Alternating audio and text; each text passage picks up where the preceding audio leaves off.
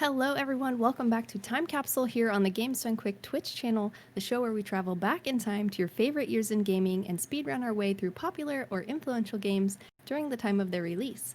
I am your host, Smooth Operative, and we are dialing the time machine back ever so slightly to the year 2017 with speedruns of The Legend of Zelda Breath of the Wild, Resident Evil 7, and later, Cuphead. But before we dive into the games, I have a couple of announcements for you. Some upcoming show announcements. This Thursday at 7 p.m. Eastern, we'll be having The First Step, where Hobbs and Keys will be showcasing Resident Evil 2 Remake. On Friday, we will have Game Masters, and we'll be showing off various Mario Party games starting at 7 p.m. Eastern. For more info on those hotfix shows, you can go to gamesdonequick.com/hotfix. SGDQ 2020 Online will be August 16th through the 23rd, and the schedule will be released on July 13th, so keep an eye out for that. You can go to gamesdonequick.com for more information on those upcoming dates. Now then, let's all take a deep breath. For The Legend of Zelda Breath of the Wild, I have Tekage here, ready to do the run for us. How are you feeling, Tekage? Greetings and salutations, everyone. My name's Tekage, and I'm a Breath of the Wild speedrunner. Today we're going to be doing 80%, and with me I have my co-commentator, Walt Hike Song. Please say hi. Hello, I am Wilhike Song. I have been running this game for a really long time too. Right. And are we all set? Yeah, whenever you're ready, we can start the timer. All right, so timer will start once we gain control of Link. We will cue you in for that. So first thing that you will notice is that the game is in French. French is the fastest language in the game, saving about 4 seconds over English. Yeah, so a very important thing is that timer starts when we gain control of Link, mainly because this cutscene right here is slightly inconsistent, as in sometimes it takes 1 minute and 5 seconds, for example, sometimes it takes 1 minute and 3 seconds, and it's mainly dependent on, well, a multitude of factors. I would say mainly whether you reset at the beginning of the game or not. If you reset right away, you will get a faster cutscene, which is why we decided to pretty much take this cutscene out of the timer. And there's also a fairly precise trick that Tay is gonna perform right away. So resets here are fairly common. Very common. Shrine of Resurrection and I are pretty close. So now we're gonna start a timer in 3, 2, 1, go. Good luck. Oh, we got locked. Oh no. Yeah, we got locked. So something that can happen is if you're skipping between the transition of the cutscene, you will be locked inside the cutscene. So you're going to have to watch the full thing through, but that is totally fine.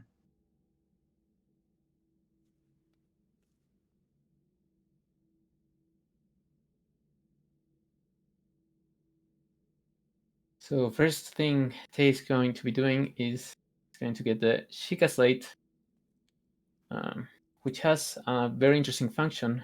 There's basically a scope that lets Link zoom in objects, walls, the background.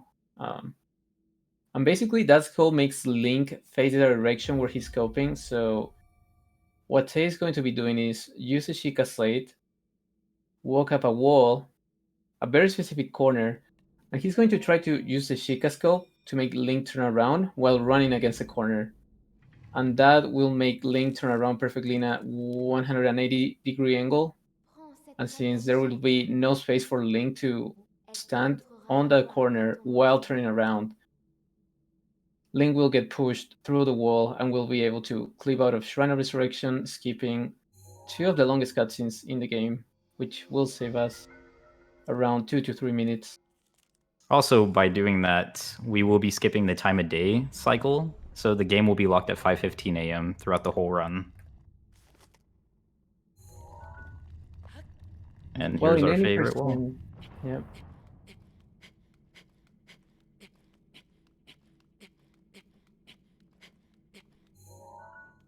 Not bad. Yep, very fast clip actually. Like I said, this is a very, very precise trick. You need Link to turn around perfectly in a 180 angle degree, so that was a very nice clip. It's a good start. All right, not a And clean like, second clip, but we're out. And that is here Shrine of what's Resurrection. cool, Yeah, like Tay was saying, this logs time of day to 5:15 a.m. Well, that is not very important, 20%. It completely eliminates RNG factors like rain, and it lets us have very clean visual cues since there's no clouds or anything that can cover up the ground. So now Tay will be picking up some backup food because, as you can see, he currently has 2.5 hearts. You lose 1 heart every 10 seconds you spend in cold areas, and now we're going to be going through a cold area in order to reach the Stasis Shrine as fast as possible.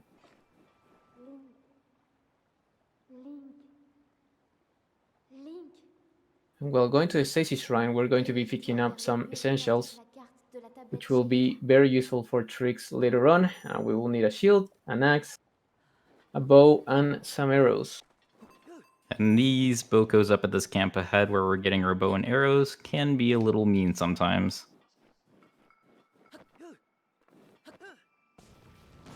Yeah, we have a general idea about how Boko behavior works, but it's still RNG dependent.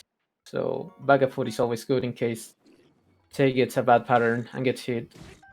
And we had a great pattern, so we're all set.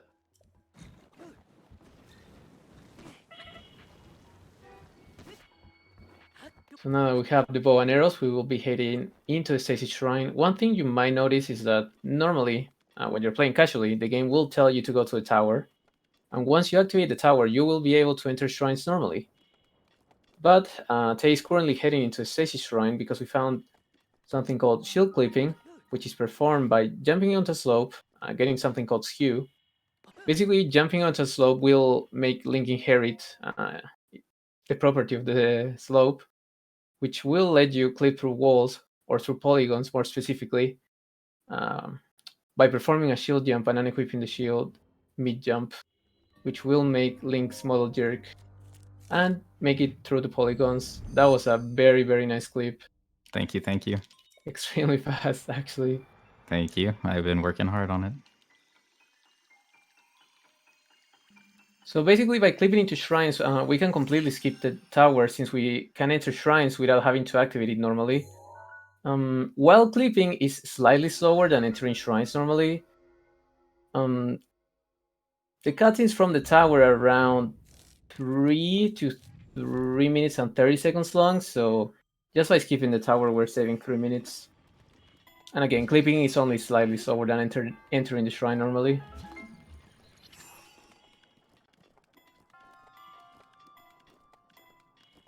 So right now, Tay entered the first shrine. He got the Stasis rune, which we will be using not quite a lot, but a couple of times during plateau.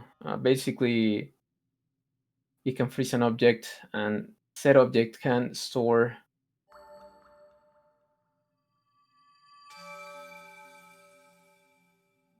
some power. We will be using it to perform a stasis launch. Basically, the plateau is a sort of tutorial in Breath of the Wild.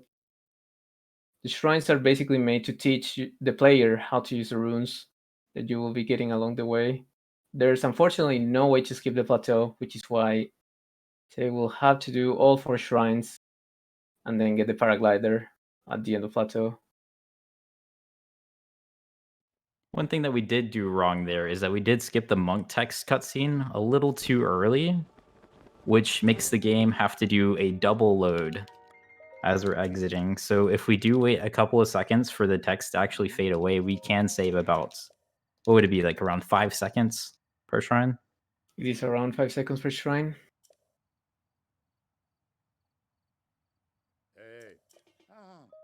So now this old man will tell us that we need to get all 4 shrines before getting the paraglider at the end of plateau. We will be selecting some very specific text choices which are slightly faster. And now Teikage will be performing his first stasis launch. You can basically perform a stasis launch but by stasising an object, hitting it a certain amount of times, and then he will be shooting an arrow to set the angle of the launch. And that will let us bypass this wall and head straight into this Bokoblin camp. he will be performing something called bullet time bounce. He will be shooting an arrow in very specific places in order to lure the bokoblins. Unfortunately, the bokoblins notice him. It is a very, very precise trick. The setup looked really good. So basically what is happening here is that he will lure the bokoblins to a very specific spot, then he will shield jump and bullet time when he's on top of the bokoblin in order to bounce on it. And I will let the trick speak for itself. Looks like we might have God angle. Yeah, looks extremely good. So basically what happened there is that they enter bullet time. Oh. And when you enter bullet time, oh, that's unfortunate. Didn't have enough time to actually pull out the fall damage cancel. That is a very, very difficult fall damage cancel. But fortunately, there will be an autosave right before the bokoblin camp, so Tay is not going to lose too much time. So basically what happens there is that when you enter bullet time, every interaction slows down by 20 times, except bouncing on a ragdolling enemy. So basically everything is slowed down by 20 times, but Tay is bouncing on the bokoblin at normal speed. So when you exit bullet time, the speed of the bounce gets multiplied by 20 times. And that is why you can get so much height and speed out of a simple bounce on a bokoblin. And basically, since we don't have the paraglider, Tay just performed what is known as a fall damage cancel. You basically throw your weapon, and right as you throw it, you unequip it. And what that does is that the game thinks that Link's falling position is set to where he threw the axe and unequipped it. Therefore, you don't take fall damage. Since Link is falling from a much lower spot than he really is.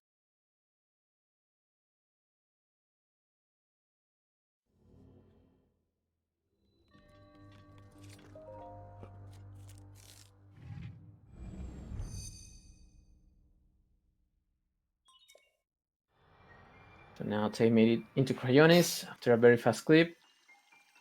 Cryonis is not really useful outside of this shrine, but we have Actually, to get. it's not used at all. You are correct.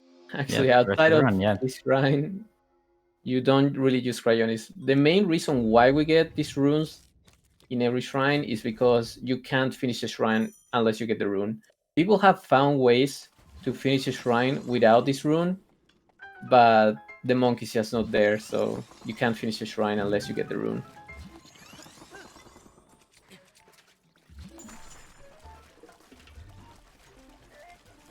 Get it close. And I'll will just be using the Cryonis block to finish the shrine.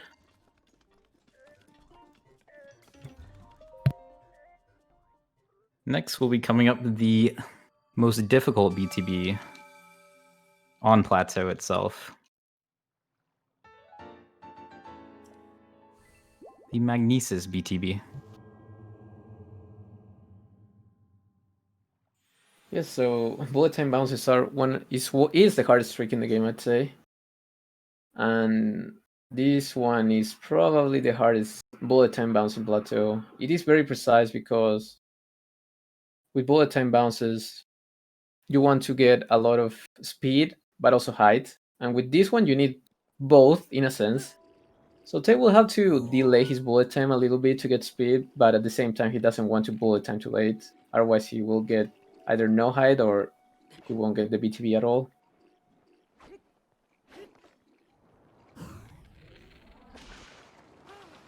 And looks like we're good.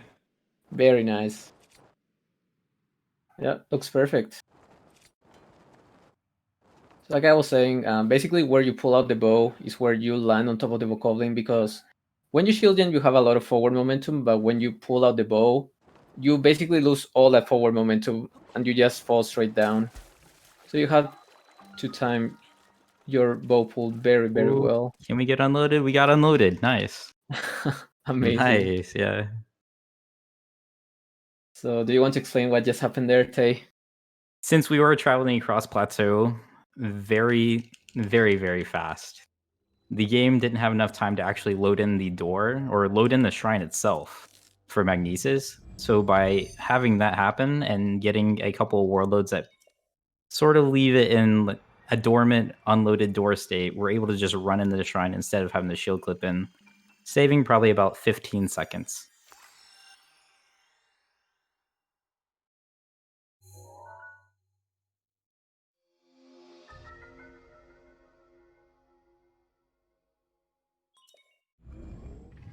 So now we're getting the Magnesis rune, which will let us move metallic objects around. Again, this is a rune that is not really used in this run, only inside of the shrine. Solve the puzzle. There's not much to say here. The only thing we do here is, instead of using this bridge over here to bypass this gap, we just perform a shield jump. And we're done with Magnesis.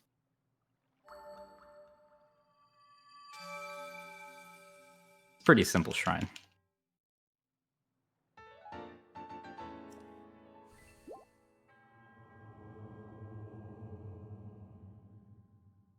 Song, would you like to explain everything that can go wrong with this next BTB? So coming up is a very tough segment of this of the run, in the sense that they will be performing something called box walk, which is a variation of a stasis launch. He will be stasising this box, hitting it 4 times and then setting the angle with the arrow. But instead of just riding the box normally, he will have to walk backwards. Very nice while riding the box. That is very hard to Wow, we perform got a because you bad have cycle. to. Yes, unfortunately. So basically, you have to follow the rotation of the box. So you have to walk backwards very, very slowly to be able to stay on the walks. So that was a very nice box walk by Tay. Unfortunately, this BTV didn't work out. For this one, you want the bokoblins to notice you. Unfortunately, that gives into the RNG factor because we can't control bokoblin behavior on this one. And unfortunately, Tay did get a bad pattern, so he wasn't going to be able to do the BTB anyway.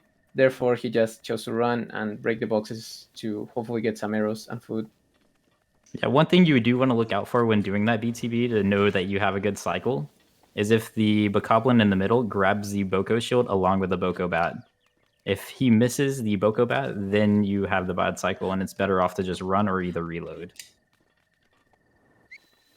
Yes, unfortunately, we only know that bokoblin behavior is based on where you land from the box walk, but even then, you can get really bad RNG.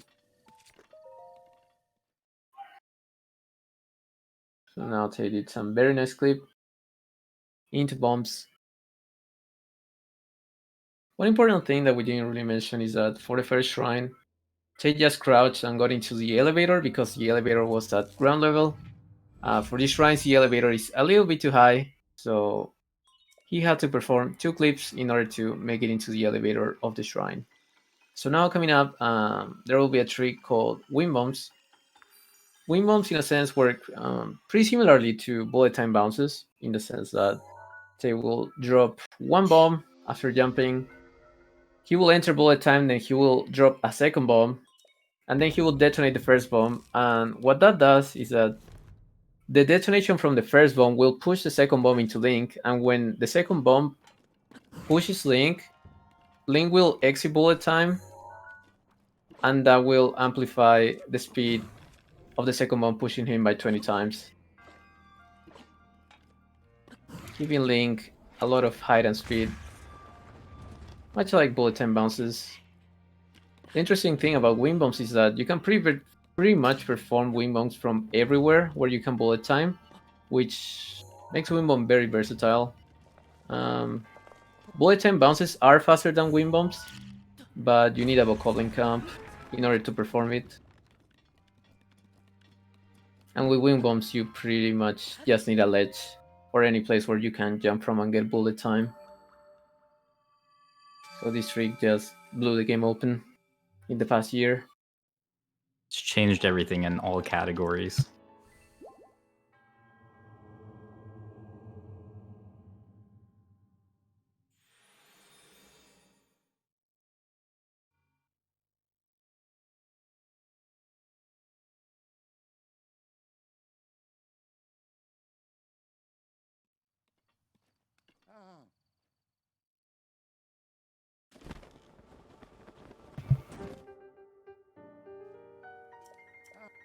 So now we will be getting another cutscene with the old man, basically telling us to go to Temple of Time in order to get the paraglider. Now that we've done all 4 shrines,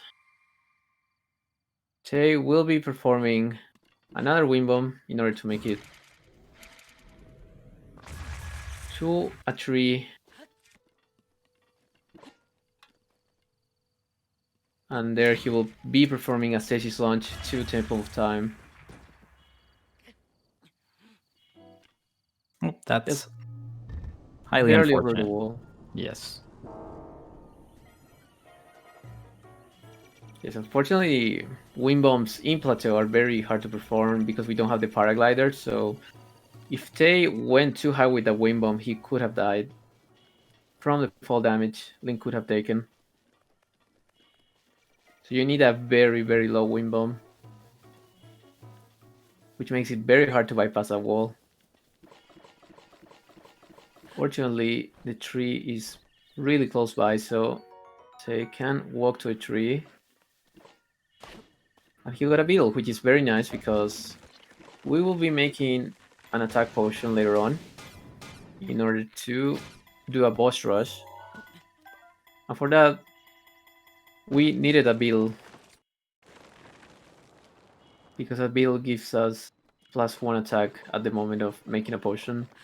Cooking in this game is based on points, so let's say you want to cook a level 3 attack potion, and you want 7 attack points, and that beetle gives you 1 attack point.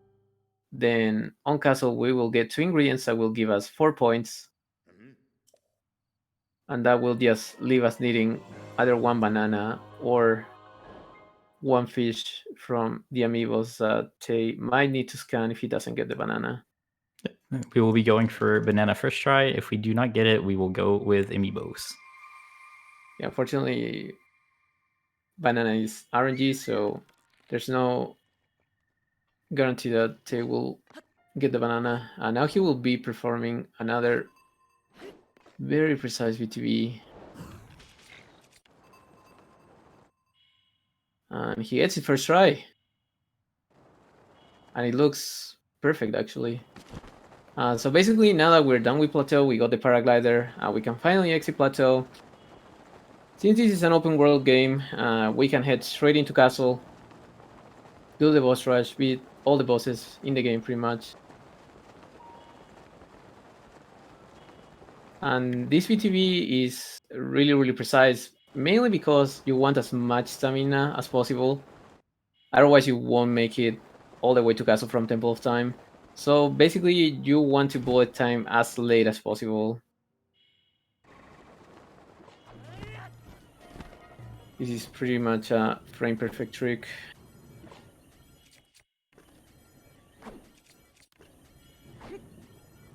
That was a very, very nice VTB. It was so fast that these boxes are not even loaded. Yeah, we weren't able to get them loaded in, even with them loaded in. Now, after that cutscene, they should be fine to go, and we will go for this box immediately. Following this other box right across from us and hope for a banana. And we got banana. Very nice. There's a 56% chance to get the banana from that crate.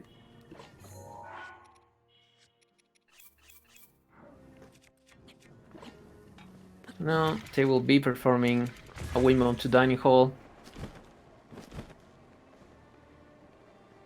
The last Breath of the Wild showcase was on SGQ 2019. We didn't have windmills back then. Castle Royale has changed quite a lot because of that.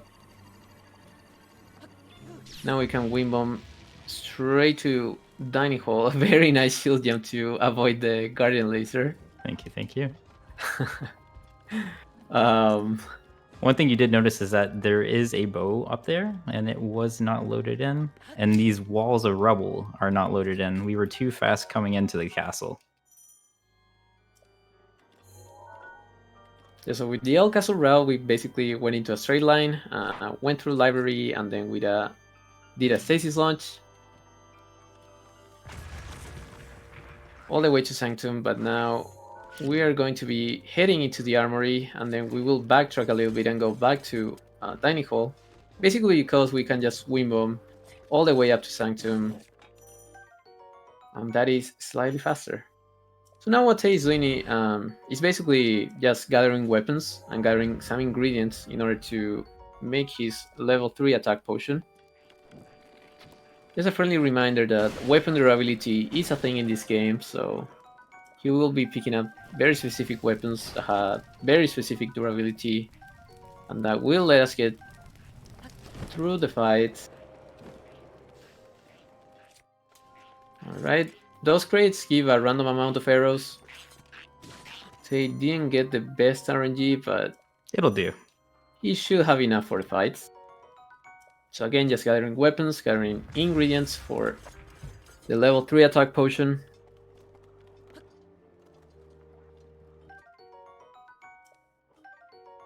And since we didn't do any Divine Beast and just headed straight into Castle, we will have to fight Wind Blight, Fire Blight, Water Blight, and Thunder Blight before fighting Calamity. So Tay will need as many weapons as he can get, obviously as fast as possible.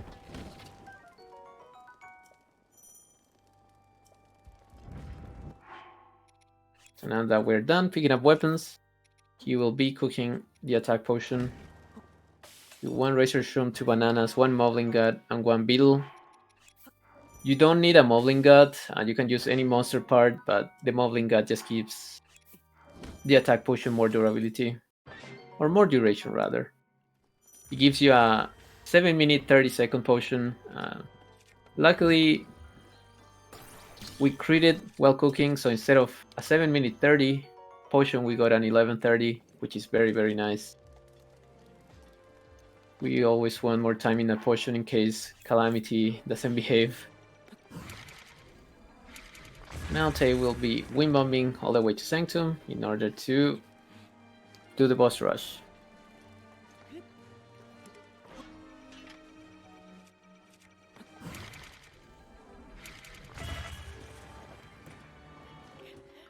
Oh, Unfortunately, he couldn't open the paraglider because he bounced off the wall. The wind bomb is generally very tough because you're jumping from a very finicky ledge. He needs all the height he can get because getting over that wall is very, very tough. Fortunately, there should be an autosave close by, maybe right before cooking, so it shouldn't be too much of a time loss. Castle was very, very fast and the BTB was also perfect, so shouldn't be too much. Tay is still perfectly fine. Just needs to cook again, and then he can do the wind bombs.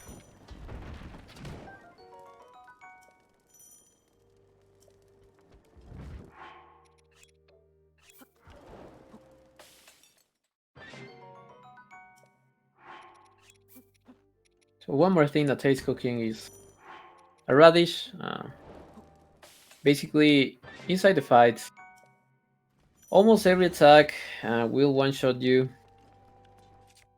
Especially Calamity. Calamity can one-shot you with lasers, with some attacks from the wall. So that hearty meal that Tay is cooking will be very, very useful so that he doesn't get one-shot by Calamity. Keep in mind that Tay hasn't picked up any armor throughout the run because it's fairly slow. So right now he has no defense whatsoever. So that is the first wind bomb, very nice. He will go into his room, pick up the chest to get 5 bomb arrows. You basically want to get as many arrows as possible because that's the fastest way to deal damage to Calamity. You can do the fight again with little to no arrows, but it will be very slow and that makes the fight risky because Calamity's behavior is mainly RNG. So you want to minimize the RNG as much as possible by getting a lot of arrows. Unfortunately, there is a lot of lag inside of Hyrule Castle, which makes wind bombing very, very tough. Sometimes wind bombs can fail due to lag. But Tay got it by looking at the sky. If you look up, that reduces the lag, and that makes wind bombing here much easier.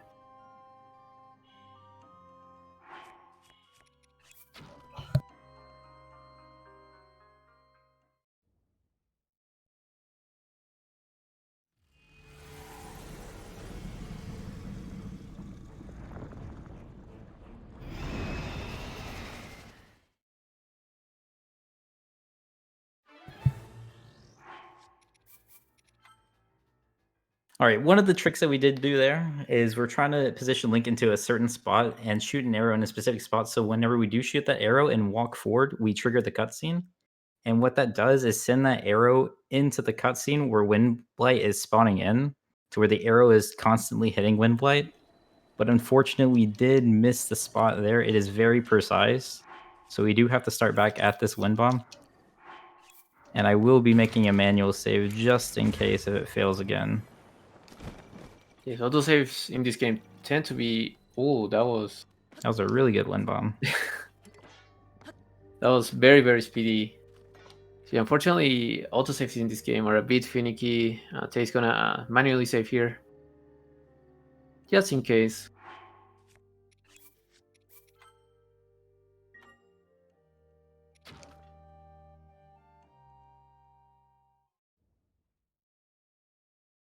By manually saving, you just make sure you appear on the spot you save. But Windblight's hip is looking very, very good.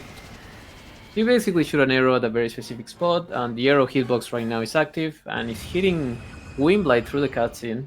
And that's why we're not skipping this one, and he gets it. So basically the arrow just stays there, the hitbox is active, and Tay is basically hitting Windblight multiple times throughout the cutscene, which lets him keep him by killing him right away. And now we're in the Blight Rush. Yes. So Water Blight comes in second. You basically want to stay at a very specific spot, so Water Blight hits you with his spear, and then you position yourself on a very specific spot and just spin while hitting both the body and the arm to get some very, very nice double hits like Tay did. So now second phase Water Blight is nothing special. Water Blight is just going to a roof. You can knock him down with 2 headshots.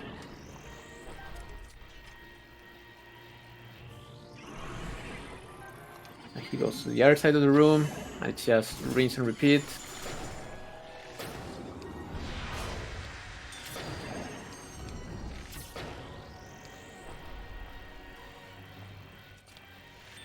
Alright. Now Tay needs just one more shot. So now for Fire Blight, Tay will start spinning very, very early, because the knockdown for Fire Blight is based on timing more so than hits or headshots. So he had to do some very quick spins. And with the slam, he knocked Fire Blight down. Did it 2 times and finished it with the Royal Guard sword. Again, weapon durability is a thing in this game, so the weapon routing for these fights is very, very calculated. You want to break certain weapons on some very specific phases of the fight. Now Fire Blight will be gaining a shield, which we can break with the bomb. Now Tay will spin while Calamity is knocked down. Fire Blight. Very nice. Fire Blight, I'm sorry. You're fine.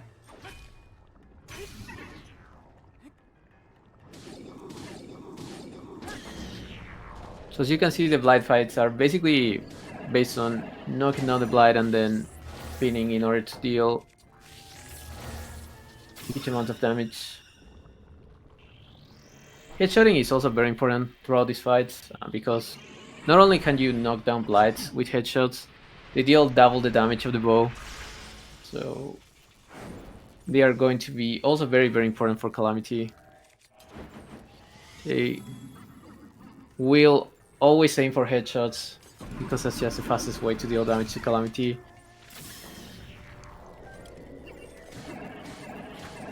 And again, weapon durability is a thing, so Tay will not want to use this boomerang too much, otherwise it will break, and that makes Calamity behave in very, very wonky ways. That is in the Blight Rush, and now we are on Calamity.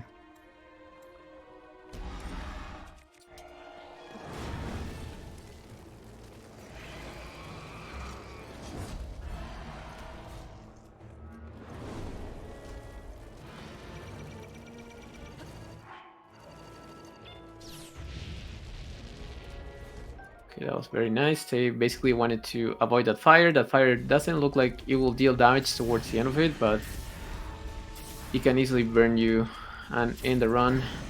Now they will be shooting arrows, trying to get some headshots in, while picking up some weapons in the room that he will need later on. Going for a flurry rush. Sometimes when Calamity is too close to you, it's better to flurry rush instead of spamming arrows. Spamming arrows while he's on top of you, attacking Link, is very, very risky. So, well, shooting arrows is the best way to deal with Calamity. You will want to get some flurry rushes in, depending on how Calamity moves. Again, this is completely random taste, just adapting to how Calamity is moving. Calamity stays far away, you can just spam arrows. Calamity gets a bit too close, you want to flurry rush or parry lasers. So far it's looking pretty good. Stay saving some bomb arrows. When Calamity goes to a wall, he can do around 5 to 7 attacks if I'm not mistaken. It's pretty random. Some of them are really, really bad. For example, there's one attack where he drops pillars, and that can be very, very risky because you basically want to be shooting arrows while he's on the wall. And sometimes you can shoot arrows straight into the pillar, which might kill Link. So Calamity on the wall is very dangerous. Okay, we want to get a parry here. Luckily, Tay gets a good attack and gets a very nice parry. He basically cancelled the animation of the parry too by crouching. It is very slightly faster, and now we start the stand lock.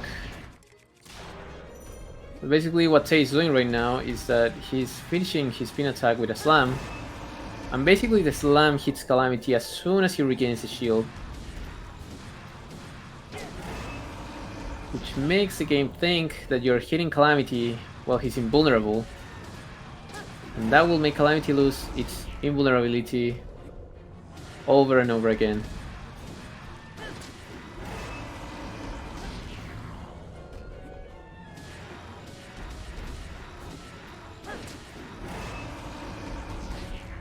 And this should be the last cycle. Alright, we are done with Very Calamity, nice. and we are now entering the last fight, which is Dark Beast, aka target practice.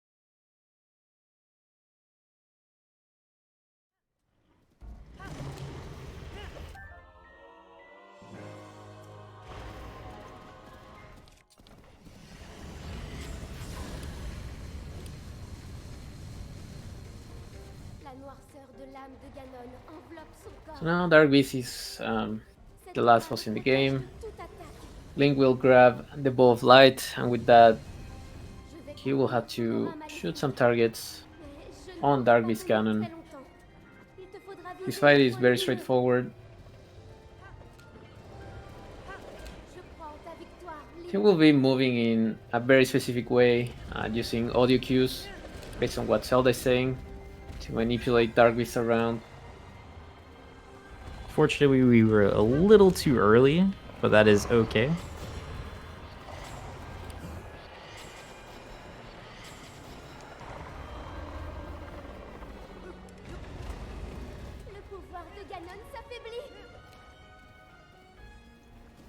We're going to do some RNG manipulation here.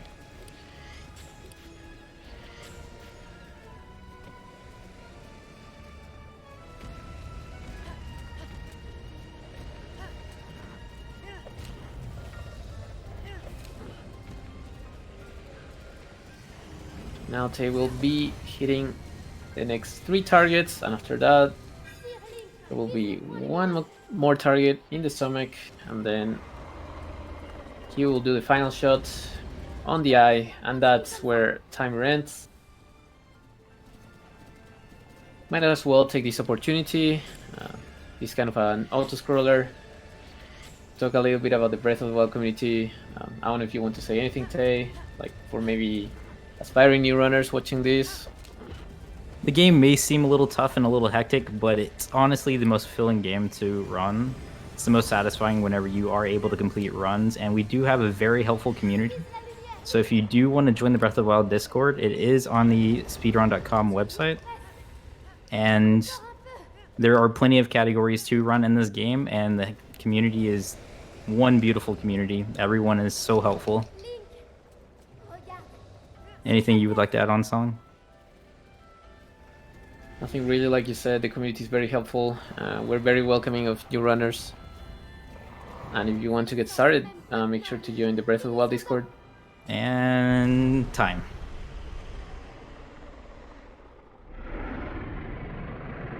Very nice run overall. Yeah, great You job. got the hardest BTVs perfectly. Honestly, that was very impressive. Hardest BTBs perfectly, easiest ones were a little rough, but that is a-okay. Well, thank you so much, Tay, for running this game for us. Please, if you enjoyed the run, do not forget to follow Taikage here on Twitch, or we'll Hike Song, also our commentator on Twitch. Thank you both. Is there any other shoutouts you want to give out, or anything else you'd like to say before we start switching over to the next run? Shout out to Apple Freezer. Sorry you couldn't be here, homie, but this run was for you, buddy. Aw. Well, thank you so much. And if you are enjoying this show, Time Capsule, please don't forget about some of our other Hotfix shows. Friday, we will have Game Masters, which will be showing off various Mario Party games starting at 7 p.m. Eastern. For more information on that, you can go to gamesdonequick.com/hotfix. And don't forget that this month, Games Done Quick will be donating all of its subscriber and bits revenue to the NAACP Legal Defense Fund. So thank you so much for contributing to that if you have. And please visit www.naacpldf.org for more information. And we will be back after a short break with Resident Evil 7.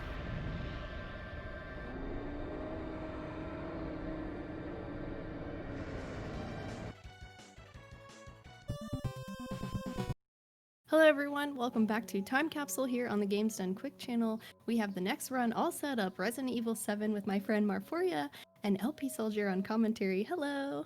Hey, hello everyone. Hi. How are we feeling? We're feeling pretty good. Nice. Yeah. Ready to go fast in a moldy house and all this sort of stuff, so I think we're feeling pretty great. Sounds like summertime.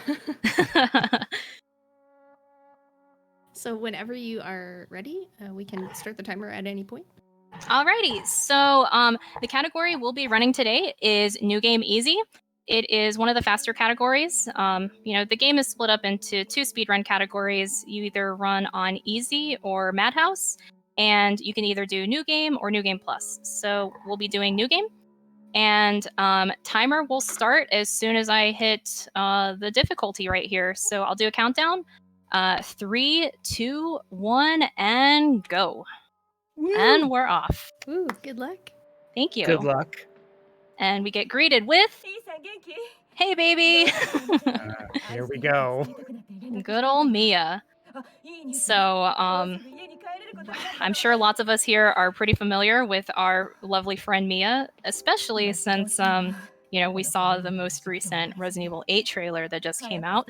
So, Ooh. I know all of our feelings are coming up again for both Mia and Ethan here.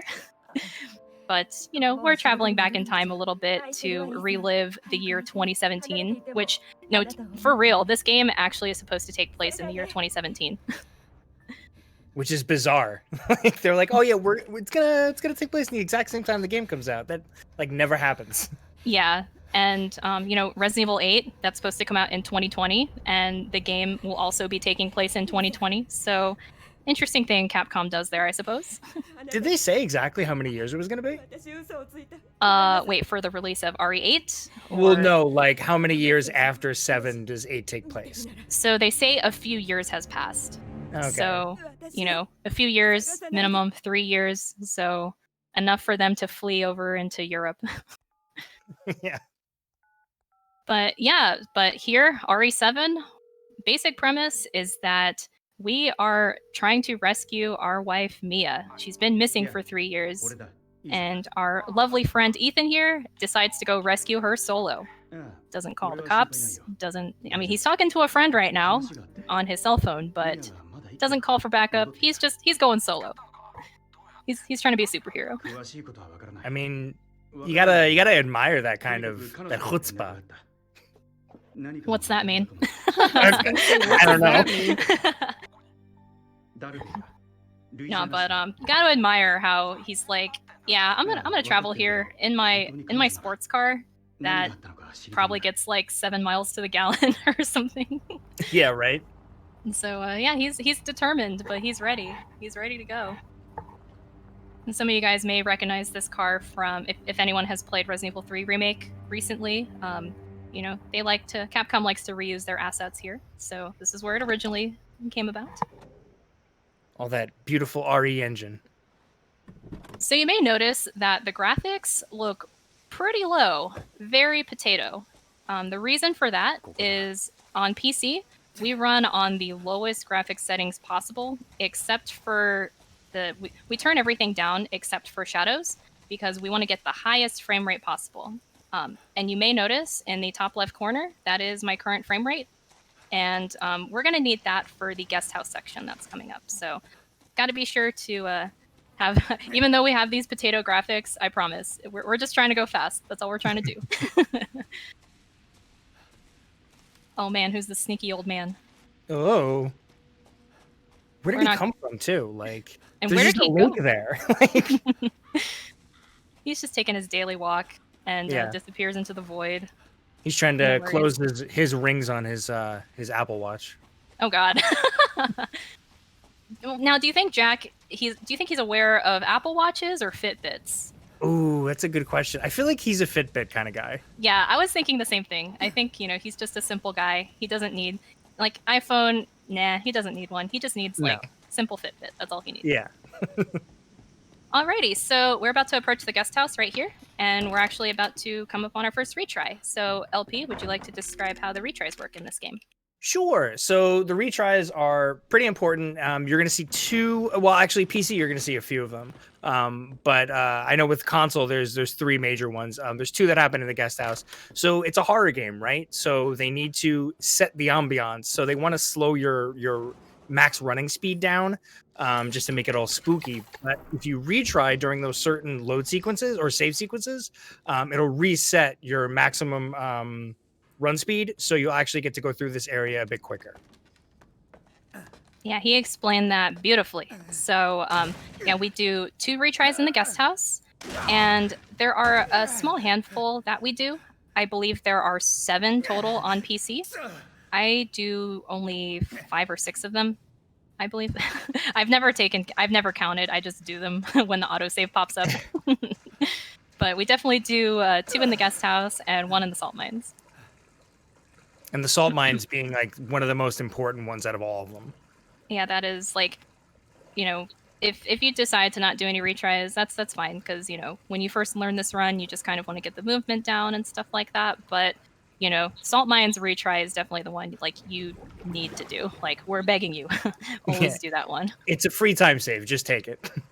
So we're coming upon our first jump scare here that we're gonna skip. So it's pretty simple. We just move our camera to the right as we're traversing through the water, and as soon as you hear those bubbles, you just move your camera back and you skip that nasty body that pops up there.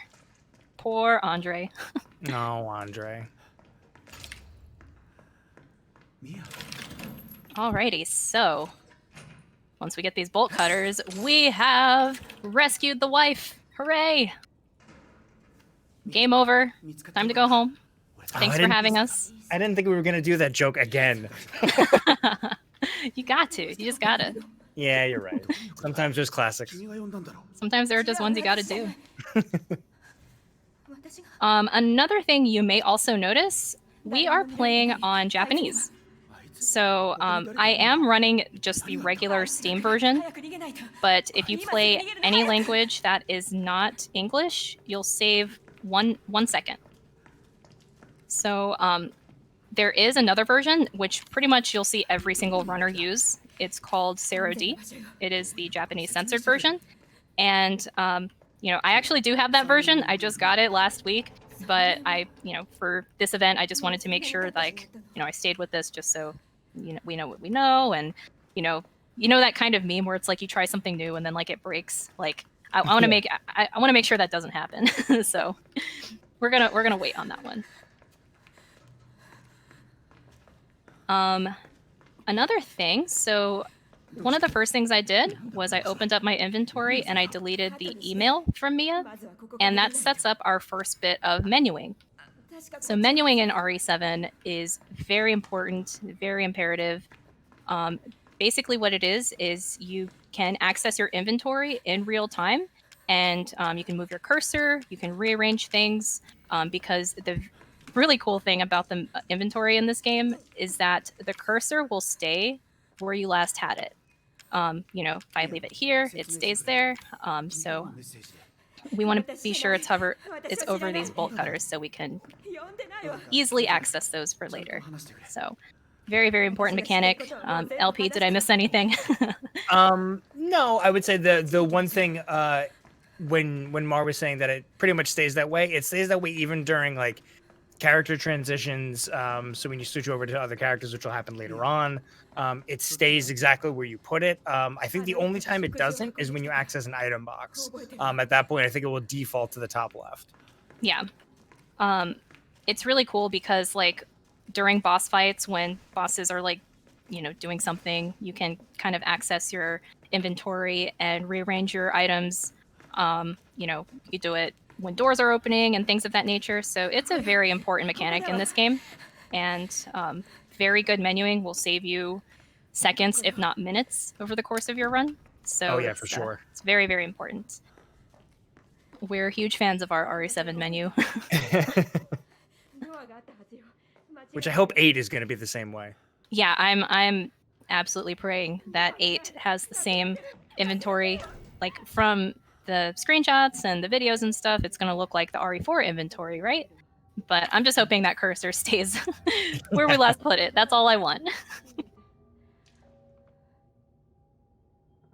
So we didn't explain this part. We were stuck in like a basement auto-scroller. Usually we mention that, but we are free from that. It's probably one of the parts of this run that a lot of us don't like, but we deal with it because we know what we're getting into. You just have to follow Mia, that's all. Yeah.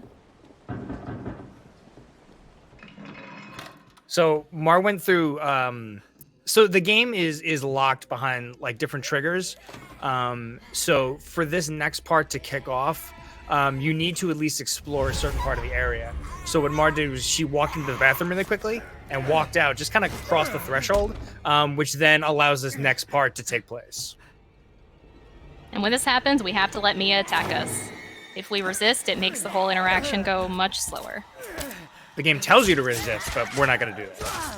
Nah, we're taking a knife to the hand just because. Yeah.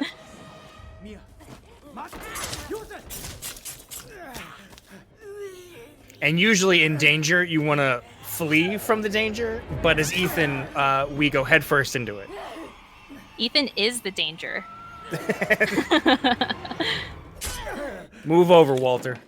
Oh, goodness.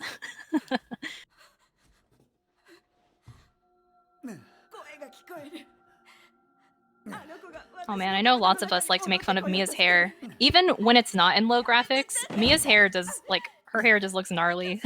Yeah, it's really interesting. I always call it like just a pile of noodles. That's pretty much what it is, because like each hair behaves like so independently. Right. All right, so we have to look at a very specific spot right here.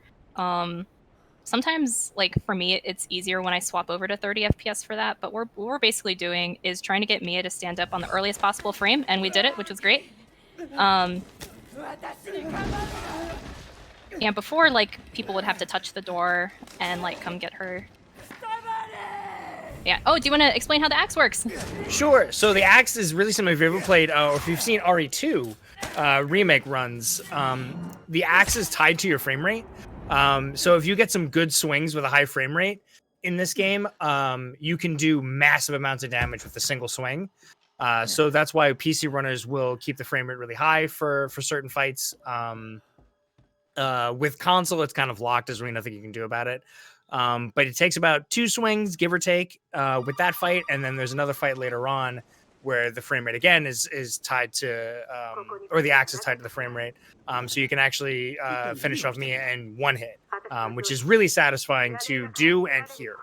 Yeah, especially the hearing part. Yeah. It's this weird crunchy noise. Like, it's just like, oh, geez, that was great. I like to compare it to when you put like a playing card on your bike spokes. You remember that as a Kinda, kid? yeah. Yeah, Yeah. that's what it reminds me of.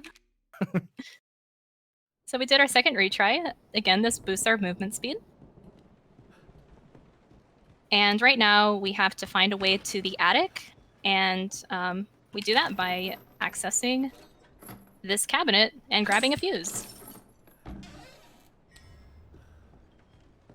And we don't see it. Oh yeah, I was gonna say, a lot of the times you'll see me looking down at the floor because that ensures that my movement is where it should be, because it's really easy to get caught up on like corners and tables and things of that nature.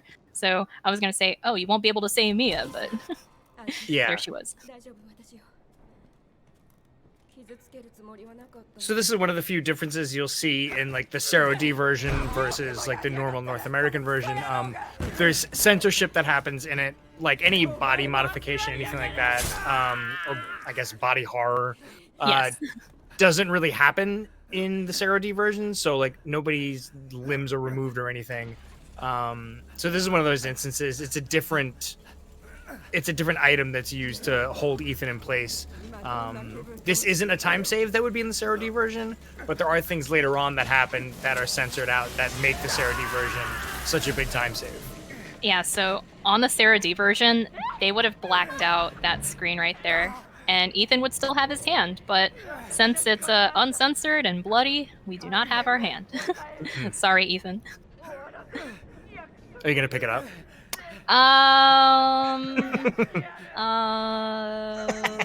Fine. Wait. Yeah. Oh my god, where's the placement on it? Oh no, no. I'm not picking it up. Well, Sorry. it's over now.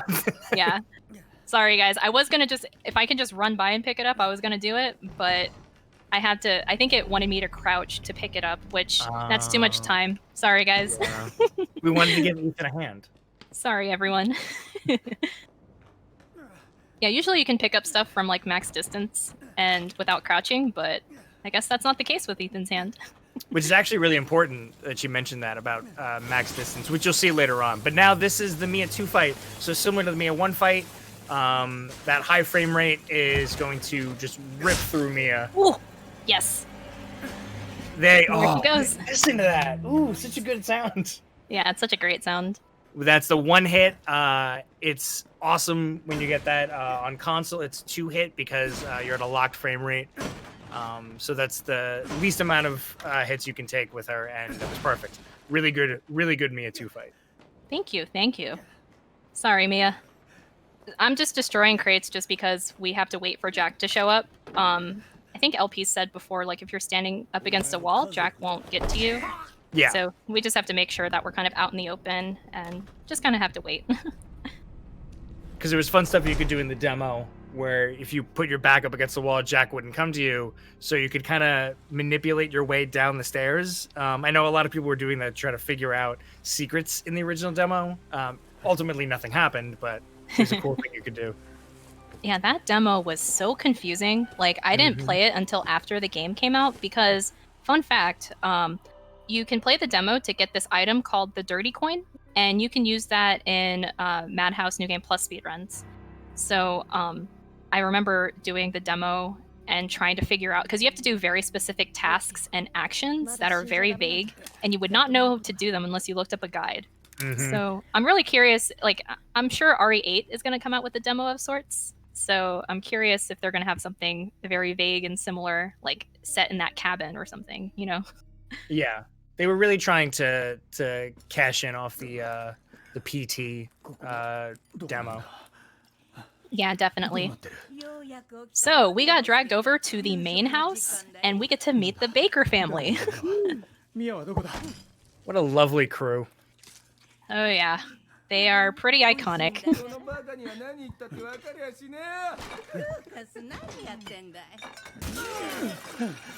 We all know that when we think of Resident Evil 7, we all think of this dinner scene. At least I do. And our lovely grandma, who is our fellow resident sleeper. Oh, there it is.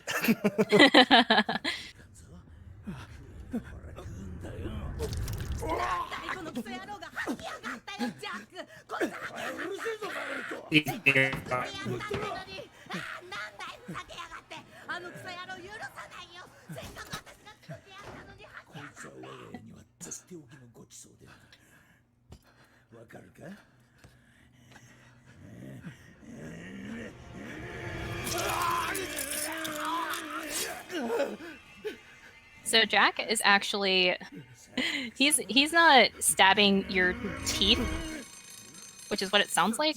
It definitely does. He's just stabbing your cheek. So yeah, that part can be very, very disturbing. Knives in your face and all that. Alrighty. Well, this was a good dinner that we did not eat. Let's go find some other food. I'm kidding. We're trying to get out of here. Alrighty, LP, would you like to explain how the hallway works? Yes. So Mar's gonna break free from this chair, a la Batman, Arkham City or Night. I don't remember which one it was. So she's gonna go down this hall, and the whole point is she needs to grab a key while avoiding Jack, touching this back door, because the door plays a part, like I said earlier on, with triggers in the game. And touching the door and avoiding Jack at all costs. You don't want to get hit. Jack can do any number of things. He can grab, he can swing, he can knee you in the face. But the whole point is just to get away from him as quick as possible. And Mar gets the hallway skip, which is another trick that I wasn't expecting her to do. But I wasn't expecting it either. so you can kind of force Jack to stay on the other side of the wall. And if you do so, if you turn around quickly, Jack will bust through that wall like you saw there, and you'll be able to get to that hatch that you need to a few seconds faster. So that actually worked out really well because she did end up getting hit by Jack, which cost her a little bit of time, but she saved some time by getting the hallway skip that worked out really well. And we got phone skip, which is nice. So phone skip is kind of a PC exclusive skip. You have to have at least 300 FPS to hit it, and sometimes it's not consistent. It can feel kind of random at times, but as long as you're like not sprint, as long as you're not holding the sprint button while you're crawling through that crawl space, sometimes you'll get that phone to ring without having to open the door. Because typically we'll have to open this door first, hear the phone ring, and then come back. So working out nice. Hallway skip and phone skip. So this is why Mar touched the door, because the game wanted you to explore a little bit once you got through dealing with Jack, at which point you go, oh, there's a door over there, let me go check it. You would know that you need an item. As you come back, that's when the deputy would show up. But since we already touched the door, we just need to cross a little bit of a distance. So you saw Mar kind of go through the kitchen, which was that max distance, and then come back through, and the deputy showed up. So it was able to trigger it at a much faster rate. Yeah, this game definitely wants you to do things in a certain order, and it's very linear in that sense, but we can do certain things out of order or quicker than others, just as long as like certain triggers are met. Yeah. So yeah, there are some that you can do out of order, and then some that you kind of have to do in order. So this is one that we can kind of trigger much quicker. Yeah, you can break the sequence a little bit, but they don't want you breaking it too hard, which we will a little bit later on. Yeah, we'll be doing that soon. If you because lots of runners have tried to sequence break things and try various out of bounds, because there is an out of bounds that we'll do, but there are actually multiple out of bounds. It's just we've only found one that works. Yeah.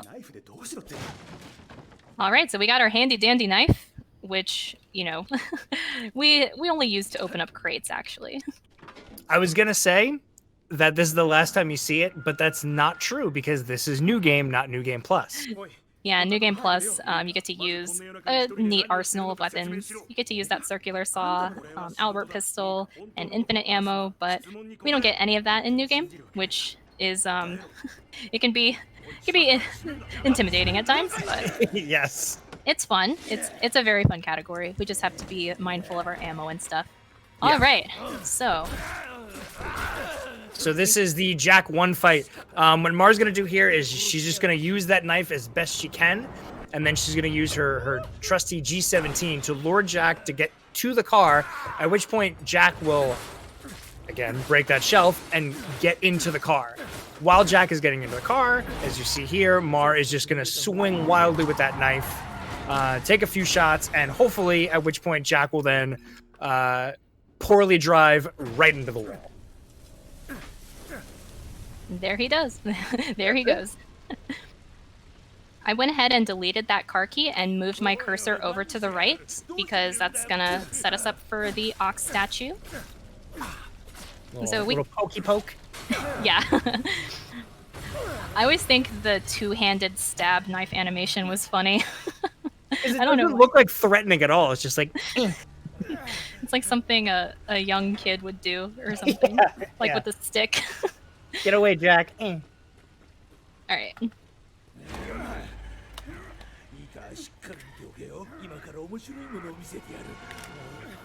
Jack is now demonstrating the powers that he has. The power of molds. Yeah. Which we actually did not explain the mold infection here. We didn't. You can you would probably do a better job explaining it than I would. You know, you say that, but so the virus in this one isn't your typical T virus or anything like that. It's a mold virus that kind of is controlled by one individual, or as Mar has put it, more of a hive mind. So once you're under the control of the mold, you can then be controlled and have you do whatever you want, and it gives people certain powers. So Jack and the Bakers have this ability to regenerate. That's why you saw earlier on at the dinner table, Jack had no problem cutting Lucas's arm off because he knew it would grow back. So no big deal. And Jack demonstrated there that he can take damage and be fine. Yeah. And speaking of that, we're actually coming upon the out of bounds skip, and this is actually the first part of the setup, and I know LP does a really great job explaining that. So what we're going to do first, we're going to drain this bathtub, make sure everything's in place, and take it away. So with out of bounds, the whole point of this trick is to guide Jack to follow you, but at a distance, right? So you need to keep him far away enough where Mari then can access a certain puzzle that's coming up, but close enough so that he doesn't get lost. Because you want him to enter this next room quickly, but you need him to be far enough, because if he's too close in the room, you can't access the shadow puzzle, and then you have to spend a lot of time doing damage to him, at which point most runners won't do that. They'll just continue doing the game without out of bounds. So Mar's going to get Jack's attention, get him to come down this hall, and she's going to shoot him, and hopefully he will take a certain stance. There we go. So keep him down in the hall so that he wakes up a little bit, but doesn't get to this room in time. And Mar's able to do the shadow puzzle, and pretty much the most difficult part of Out of Bounds is nearly complete. Yeah, it's really tricky, like making sure that Jack, 1, follows you, 2, doesn't die. Yeah. And then he just kind of follows you where he needs to be. If he's in this main room at all, you cannot do that eagle shadow puzzle there. So no. It's a little bit easier in New Game because you're not using New Game Plus. Where are you going, Jack? He was just like, I'm going to leave. He does that thing where he just like leaves the he leaves for some reason. All right, so here on PC, I'm switching my frame rate down to 30 because we could squeeze by enemies much quicker that way. And then I switch back to variable so we can get thrown out of bounds. And then we have to make sure we're set up on a very specific pillar. And we are, and boom, there we go. We out. We are out of the house, walking in the void. So Mar's going to be very specific about where she runs, because you need to drop in at a certain point. And then she's going to get a key card. That key card we're not supposed to have now, and we're just going to keep it in our inventory until it's time to use it. If we were to use it early, we could soft lock the game, so we're not going to do that. Ethan, drop back in, please. Oh my God, Ethan. He's Thank you. Out the view. Thank you, sir. Nice. So you see Mark, a red key card, and like I said, that's just going to sit in the inventory until we need it. Ow. Meanie. This part's really tricky because we have to craft ammo while we're grabbing this dissection key, so that can be a very scary thing to do when you have 2 molded on your tail. If you thought menuing was tough in New Game Plus, try having to craft items while doing that too. Yeah, and it gets even more gnarly on Madhouse too, because there are certain boss fights you have to craft ammo for and stuff. So yeah, thankfully on easy we have it a little more lax. But we still have to be very mindful of our ammo, because what we did, we craft enhanced ammo, and we have to make sure to not miss any shots. We don't get any extra, none of that stuff. So here comes Jack 2. He has come back. So Jack 2's a bit trickier on New Game. It's really about precision shots. In New Game Plus, it's a little bit easier. You have a little bit more leeway. So Mar's going to take very specific shots, 4 in the head, and then Jack is going to have a bit of a growth, at which point she'll unload a few more into him. She's going to menu, and then she'll grab the chainsaw. The chainsaw is the key to not going into the next phase. She's going to try her best to avoid anything that Jack throws at her, and preventing Jack from going into another phase, at which point he'll destroy a pillar, but we don't want that, and hopefully we can avoid that.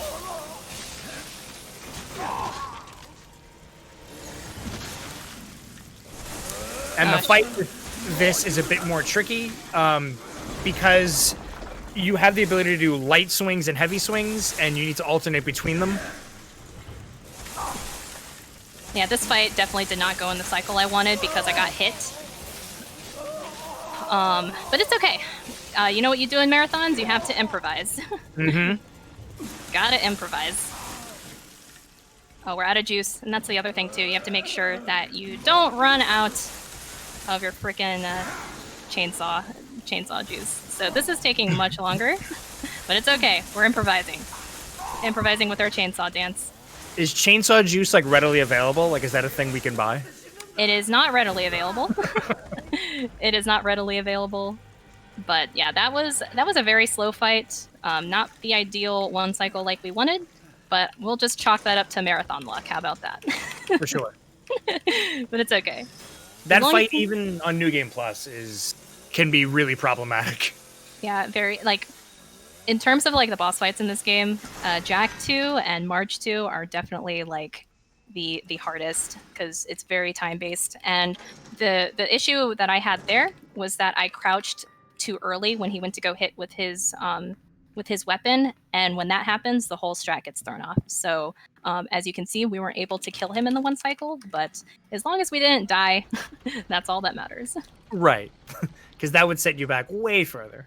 Yeah, it definitely would. I was honestly considering retrying that fight so we could get the one cycle, but you know what? It's okay.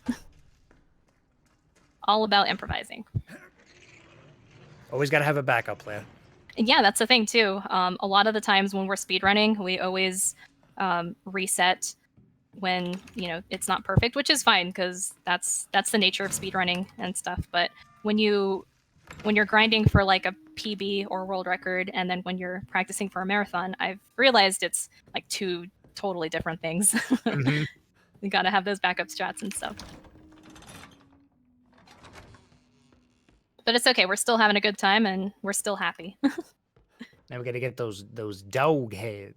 Yep. So one thing we didn't explain is that we've been collecting these dog heads. So those act as our key to get out of here. So we still have one more to collect, which is coming up right here. But before we do that, we are going to pick up the most important weapon of this game, which is the M21 shotgun. And it's actually broken when we first pick it up. But thankfully, we get a repair kit for free outside. Which is just dandy. It absolutely is. For this being like the most powerful weapon in the game, aside from the Magnum, which we kind of have we have our opinions about the Magnum, but yeah, well, it's a great gun. It just has a really bad blind fire and not a lot of. Wait, I have 2 more bullets than I need to, I think. Yeah, I certainly did. It's okay. We don't need those. Get them out of here. I noticed that my menu was a little weird, and was because I had more bullets. So, alrighty. Oh, see, this is why. Menuing was kind of weird. All right. So if I actually reloaded my handgun, it would have freed up that menu. But yes, here we are. Shotgun. Heck yeah. This is the gun for the run. Yeah, this will be the main weapon we'll be using throughout the run. We'll be alternating between this and the G17 handgun that we have.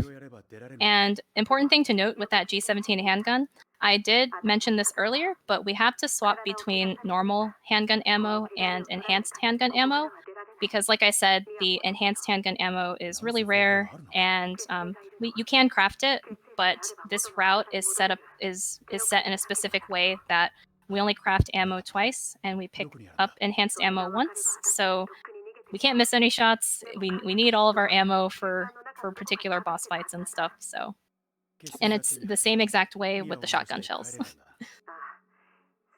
So what she's basically saying is, if you have potato aim, get better. Get good. Yeah. Get good, forehead. No, it's okay. If anyone has potato aim in this stream, it's definitely me. So do not fret. So we just took a phone call. There's a few that we're going to take. There's a few that are mandatory, and then the rest after that are not. That is one of the mandatory ones. And we also spoke to Zoe, who is one of the other bakers who doesn't seem to have the same problem as the others that we've encountered. And she's going to be helping us throughout the rest of this run, for the most part, with getting an antidote made so that they could get out of here. Yeah, she's going to be very helpful throughout the course of this. And I know lots of us, we either are fans of Zoe or fans of Mia, because we'll have to make a very specific choice here that involves both of those ladies. So is everyone team Mia or team Zoe or team both? I am definitely not team spiders. I'm not team spiders either. So Mar did something interesting. If you've ever watched any other runs of this game, normally people would just kind of like blast through that door. But since we don't have access to the circular saw, depending on which door you go through, Marge will then block it, at which point you will go through the other one. So she went back and opened that door so that she could get into this room much faster. And now we did lovely shadow puzzle. Love them. They're the best. They're not. That one's actually pretty fun. But here comes the nightmare fuel part. We're crawling through the wall of centipedes. Again, this game was made very much with VR in mind, specifically for and only for PlayStation 4. And scenes like this are, if you do not like bugs in the slightest, this part is terrifying. Yeah. And it's crazy because you can just almost feel those bugs crawling on you, even though awful. They're not there.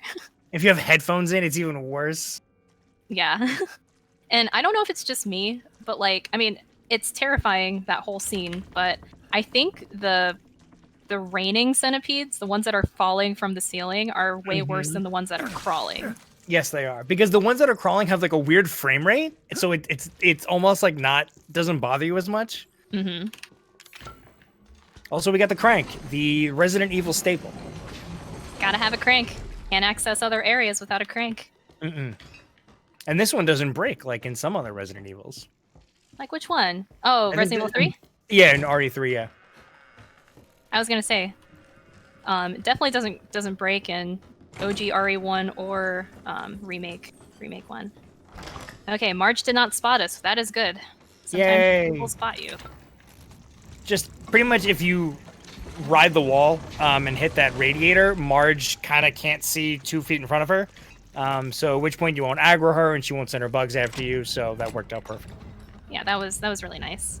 If she does happen to send her bugs at you, all you have to do is just close the door. And then the bugs will still try to make their way towards you, but you just kind of have to spam confirm on the crank, and eventually the bugs will go away. You gotta believe. So we're coming upon the Marge 1 boss fight. She teleported from one side of the house to right here. And there's no door or anything over there, so nope. It's crazy how we don't see her.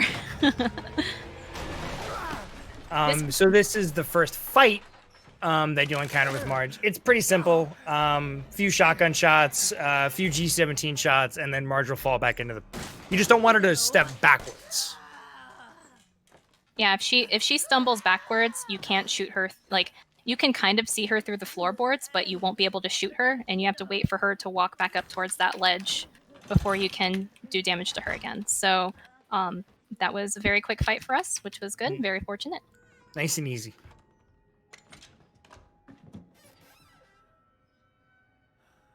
Excuse me. Thank you. So we are here on the last phone call we have to answer in the game, which is very thankful. Because these phone calls can last quite a while. Mhm. If you haven't noticed, we cannot skip these little in-game cutscenes, which is both a good thing and a bad thing. You know, all of us speedrunning this game, like I said, we know what we're getting into. Some of us enjoy like the slower paced nature of this. And with little RNG, so it's a very beginner friendly speedrun if anyone was ever interested in it. Yeah, for sure. But yeah, would you like to explain Lantern Skip? So Lantern Skip is kind of fun, right? So the game, as we've said multiple times, wants you to do certain things in a certain order. So the game wants you to go upstairs after that phone call and look at a lantern and go, oh, hey, wait a minute, where did I see this lantern? That crazy woman that we just knocked into the pit had one. So you go back, and then at which point you'll see Marge grab her lantern and then continue on like you would see here. But it turns out you can actually trigger you looking at the lantern from the floorboard. So you saw Mar look up, and then she looked back over to the pit, at which point it opened up, and then you almost walk a plank kind of off into the pit and drop specifically into one spot. So that'll cause Marge to then grab the lantern and continue on without having to go up and look at that lantern. Yeah, it's a very nice time save. Saves about, I'd say about 13 seconds or so. Yeah. Very significant. Now we're at Marge 2. As if you didn't have enough of her, here she is again. So this one can be kind of tricky. So it's going to be a bunch of shotgun shots and then also some enhanced rounds that you saw Mar use. And then she's going to cause Marge to spawn in the bottom left. We can kind of manipulate where she goes. So I retried that fight because I didn't do enough damage to her. Sorry about that. It's just okay. After what happened with Jack 2, I want to be sure that we get all of our shots here, and it's much easier at that point to retry as opposed to like freestyle like we did last time. Yeah, because the whole point of this is you want to do as much damage as you can to her early as possible, so that these next sequences go much quicker. So she's going to also do something called reload cancel, where if you block once you start reloading, once the animation, like midway through, you can actually cancel it out and the gun will finish reloading without having to go through the animation. All right, and she's dead. Woo! Yeah, that fight can be very, very tricky for sure. Definitely one that you don't want to improvise too much on, hence why I did the retry on that one. It just would have gone way quicker than me trying to figure out what to do. That's actually one I don't have a huge backup on, but we only lose like, I don't know, like maybe a handful of seconds. It's way better because if you lose sight of Marge, she'll just start crawling around the entire area, and then it just becomes a huge problem. So what Mar did there was definitely the safest thing you could do.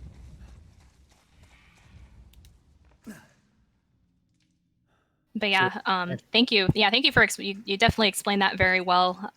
The animation reload cancel, you won't see me do it while we're walking because when I go to block, it kind of halts our movement a little bit. But during boss fights, it's very, very important because you want to be able to hit those shots off really quick. And when you do the reload cancel, then we're able to get the amount of shots that we need to.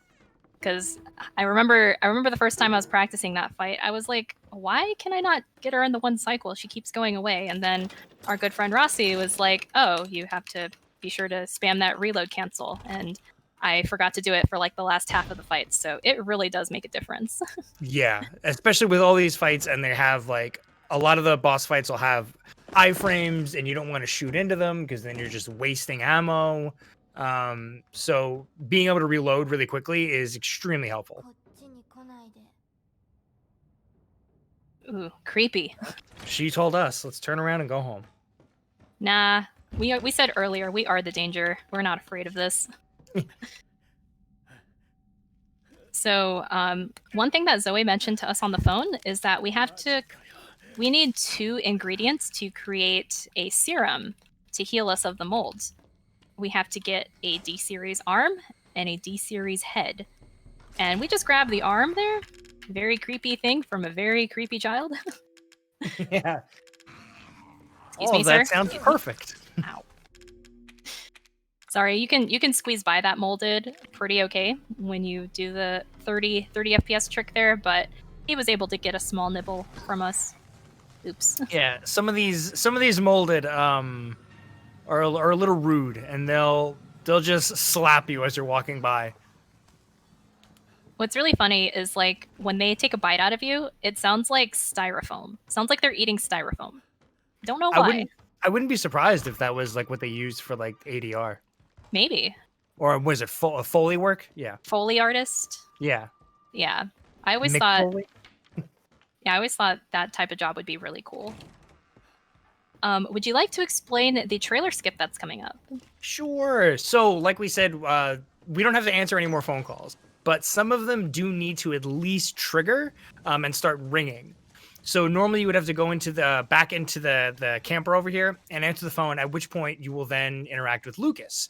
And Lucas is going to tell you where you need to go and what you need to do. But it turns out all we need to do for the next part to load in is just touch the corner of that trailer. The phone will start ringing and the game will load what needs to be loaded. And what needs to be loaded is basically this basement right here. This so the basement, we were in here earlier, but as you see, it's much more murkier and it's a lot darker, more ominous and very scary. So we'll know that we definitely, well, one, that you hit the skip because the phone rang, but this is another way is when you see the trailer. I mean, sorry, when you see the basement looking like this. Yeah. Again, using the timing to craft some more ammo. And we're swapping over to 30 FPS to skip another jump scare. Yeah, that crawler's not going to scare us. We're not afraid. I hate that one. On console, you can't change it. So you just kind of have to, like, hope for the best that he'll just swing right by you. Excuse me. So this is a part in the Japanese censored version where you can skip this whole animation because the sneak key will just be right here on the gurney. But if you're a normie like me, I'm proud to be a normie. We have to reach into the deputy's throat to grab that sneak key. Oh wow, I was not menued over the correct space. That's okay. See, even the best can mess up on inventory and menuing. Yeah, it's you definitely have to make sure, you have to be very cognizant where you're like, did I leave my cursor on the right spot, etc., etc. Definitely have to be very cognizant of that in new game, especially as we use ammo and whatnot. Oh no, this house is infested with more mold. Oh man. So I feel bad for like any of the cleaning people that have to come in and be like, "Ah, really?" So LP earlier mentioned in-game triggers. So we do have to complete this clock puzzle because we did that out of bounds earlier. And if we did not complete that clock puzzle and then we tried to progress to the next area of the game, which is over in the barn to watch the Lucas cutscene, the game would soft lock. So that's definitely one puzzle right there that we have to complete so we don't encounter soft lock. Which nobody wants. Nobody likes soft locks. Get out of here with that. Alrighty. Trickiest puzzle of the game. It's very finicky. Ooh, that was good. That was clean. Thank you. Yeah, this is a very finicky one. Some of the other shadow puzzles, such as the eagle one and the shadow one, they give you a little bit of leeway. It doesn't have to be lined up perfectly. But with this shadow puzzle right here, I think it's that little axe handle that makes it very particular. Where it's like the person's head too. Yeah, that axe handle and the head. So they want you to be very specific with that one. It's 2017. We don't have landlines anymore. We're not answering that phone. You'd be surprised. People still buy landline phones. Well, I know Best Buy still has like those cordless phones and stuff. Yeah, people still want them. I mean, shoot, I saw a post on I think it was either Reddit or Twitter where they had the Clear phone. Oh, from like the 90s? Yeah, I always wanted one of those. Man. Or like the Nickelodeon one. Yeah, or like that hamburger phone. Like there were so many phones I wanted as a kid, and Right. then, but it's okay. I loved my cordless phone as a middle schooler / high schooler. There was a cool Power Rangers one with the Red Ranger holding up like a red phone. I always wanted that. What? Yeah. That sounds so cool. Right? Alrighty, so if we made it this far, we get a nice break. Hooray! Whew. This is where you can stretch out, refill your water, whatever you got to do. Grab a snack, Yeah. take a small nap. Yeah. Not really. Power nap. Now we get to meet our good friend Lucas Baker here. We met him a little bit earlier, but we get to meet him a little bit more in depth here. He's just kind of taunting you with that last ingredient that you need. But he's also kind of warning for everyone who's sensitive to body horror. Oh, yeah. I am not going to watch this because I hate it. Oh, you can hear it covering her face. Mar's the sweetest. Everyone check that out. Yeah. Ugh. I hate it. I know I say it like every time we talk about this game, but Lucas would seriously make like the best Dexter villain season. He easily. would. He absolutely would. Dexter's just kind of out in the swamp watching him. Oh, how great would that be? Oh, man. You know, the barn's already his kill room, so Right? Oh, we're already set up. it's so good. It just writes itself. But yeah, yeah, you could tell this game is a little bit more graphic and gross with the decapitation and body horror and things of that nature. So it's not just monsters and blood and all that. They got a bunch of other stuff going on. So it's weird because the nail scene is just one I can't do. Yeah, it's pretty rough. It's pretty rough. But 'Cause, props like, to we you all guys. have- We all have fingernails, and none of us want them ripped out. No, absolutely not. So props to you guys. You guys are the real MVPs for watching. My shooting has actually been potato here, so. So the whole point here is Mar's trying to set off these bombs that Lucas has placed throughout this area. She knows where they all are. The whole point is you don't want to get too close. You need to blow them up. If you are going to blow them up purposely without a gun, you need to be looking at the bomb, because if you're not and you block, you still will get knocked over. So the whole point is to just tank them if you're going to, but you need to look at them. Yeah. That one where you have to open the door and shoot the wire trap, that one is definitely the trickiest one to get. And you have to wait for the door to be completely open to hit it. And yeah, you have to have a very specific shot on that. But yeah, it's one that a lot of us commonly don't get in our speedruns. I mean, if you're grinding for a world record time, then yeah, you have to get it.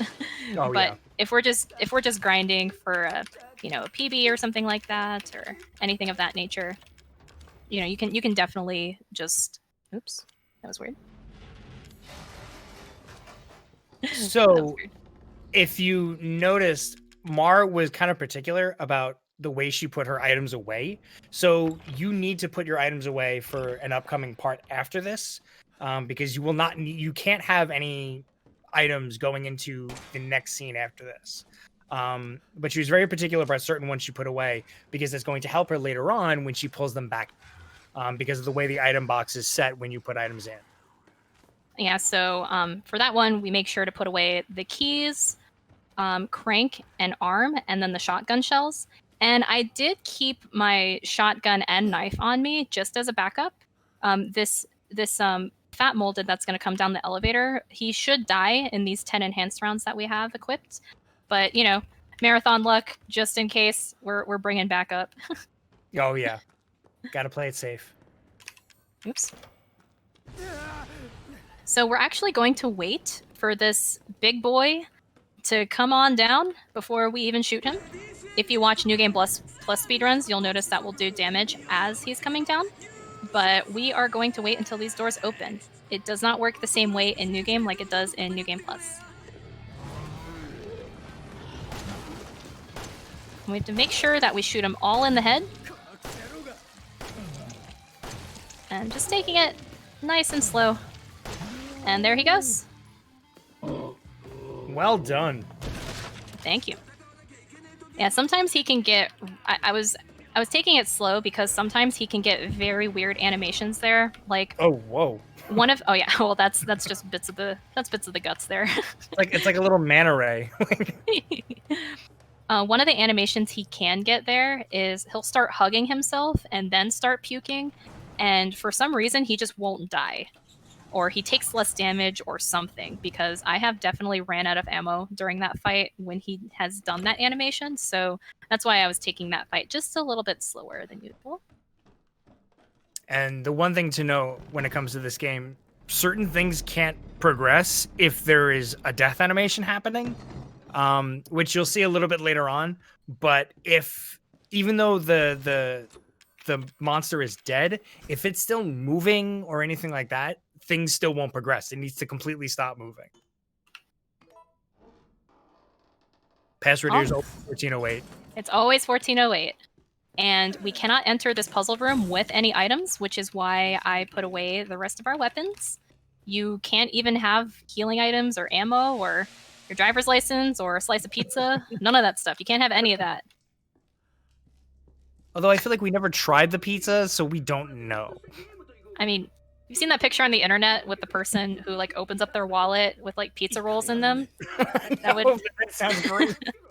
that would be me if I went to go rescue my wife in the middle of nowhere, Louisiana. I would take a payment and a few pizza rolls. Alrighty, so here is the famous Happy Birthday puzzle. It's the best. It's really cool just because it's kind of like an escape room. Mm-hmm. We just have to basically light this candle and stick it on the cake. Ooh, and here comes our favorite password. Sing along. 2, 3, 4, 5. 1, 2, 3, 4, 5. 1, 2, 3, 4, 5. 1, 2, 3, 4. So password there is always loser, and it is always 5 spaces away, either up or down. So a lot of us will just kind of be very silly and sing along with it. There is a lot more to this puzzle. What you're seeing is a very abridged version of it. So if you play this casually, you'll probably enjoy it because there's a lot to it. Yeah, and usually during casual playthroughs, a lot of us will be watching the videotapes just to get a little extra lore. And you can actually see the solution to the puzzle, through that tape. So yeah, there's actually way more to do in this room, but we already know the solution, so we just go right for it. Mm-hmm. Oh, I love what you said about this last time we commentated LP. Oh, the Wile E. Coyote? You said that Lucas watches too many Looney Tunes and drops that dynamite in the room. Who drops like sticks of dynamite with a timer on it? He just drops it into the room. His Right. channeling his inner Wile E. Coyote. Yeah. The real way to beat Lucas is to paint a hole through a wall, and then you run through it, and then Lucas chases you. Oh my god. You're gonna make me die. You can run through it, but Lucas can't. Oh no, head is not a key. That's not a key. Sorry. I got ahead of myself. Sorry. No, it's okay. That was hilarious. Alrighty, so pretty straightforward part. We're making our way to the boathouse, and the crank that we picked up earlier, spoilers, we get to use it again. Woo! And we're just kind of using this to lift bridges to get to the boathouse. There's like some little other shacks here that you can explore, but there's not much in them, just a couple items or so. But as with most Resident Evil games or games in general, when you do one important thing, sometimes enemies will spawn. So that's what's happening now. You got the important thing done, and now enemies are coming after you. That's how you know you did the right thing. That is how you know you did the right thing. So we actually don't have to kill any of them, but we will apprehend this one just a little bit, but sometimes he always happens to scratch us. I strongly dislike the spider molded because they have so many iframes. Like They they're do. literally made of iframes.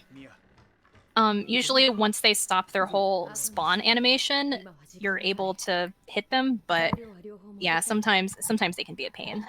Yeah. So we have rescued Zoe, and actually Mia's in this room too, but we're not looking at her. Poor Mia. She's like, hey, wait, what about? You can actually free her as well, but we're actually going to speed up this interaction a little bit by just coming down here, being near the item box. Zoe is up there crafting her serum, but the reason we do this is so we can go ahead and just spam confirm, because if we stay up here, we'll have to wait a little bit before we can hit confirm, so. Take it away with Jack 3, LP. This is the Jack 3 fight. This fight, the beginning of it is predicated on a single shot. You're going to see Mar kind of shoot down between the floorboards to get an eyeball, because like Resident Evil, or all Resident Evils, there's going to be a boss with a lot of eyeballs. So she's going to shoot underneath. There's an eyeball that's really tricky to get. Awesome, she got it. And then at which point she's then just kind of going to make her way around Jack's body and popping all the eyeballs with her shotgun, utilizing that animation cancel that we were talking about earlier. Just go around, pop each one until Jack's done for. The tricky part here is you don't want to, depending on when you pop a certain eyeball, Jack might be in a certain spot which could prevent you from continuing on. So he can be kind of annoying like that sometimes. And sometimes his eyeballs will have iframes too, which I'm kind of hitting here. Yeah. So those can be frustrating. I was just taking this one a little bit slower, just so we're able to get all those hits, and we did. Very nice. A little bit slower than usual, but it's usually better play it safe than sorry. Mm-hmm. Because if Jack starts to climb up top, then that fight is just, as far as the speedrun goes, the run is just done. Yeah, that's a reset.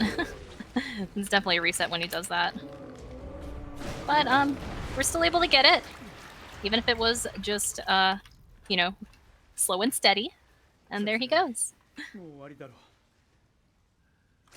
Great job. But wait, there's more. Oh no.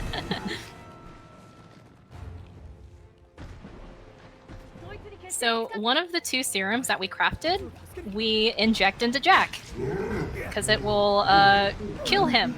Now, Yeah. I just want to point out, Zoe was the one who told us to use that on Jack, because that will come into play in like 30 seconds. Yeah. Zoe tells us, use the serum, and then we'll be talking to her here very shortly. And her response is a little comical, because we're like, wait, how are you surprised? Alrighty. We have one left. Now we are left with a choice. But listen carefully. Well, read carefully. Read carefully. Unless you speak Japanese, then listen carefully.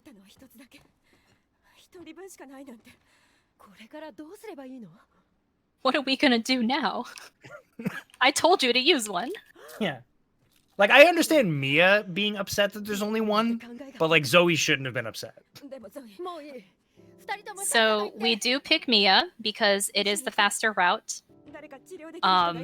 I know that's probably gonna break a lot of the hearts of our Zoe stands here, but yeah, it is the faster route, hence why we always pick Mia. If we choose Zoe, it is about 3 minutes slower. So yeah, that's too much time. Sorry, It's a little too Zoe. much. Sorry, Zoe. Thank you for the help. But no, if you guys want to see what happens to Zoe, I implore everyone, if you own this game, to play the DLC and play the end of Zoe DLC, and you'll get some nice closure on what happens there. What a fun DLC that one is. Yeah, If you like eating bugs and punching things, it's the best DLC ever. Oh man, I love both of those things. I am a big fan of eating bugs and punching things. You are really speaking my language right now. Yeah, the DLCs of this game are actually pretty fun. I think I pretty much like every single DLC except for one. The Nightmare DLC. That one's kind of a little weird. Which one was that one again? It's where you're playing as Clancy and you're locked in the basement and you have to survive the night or something like that. One?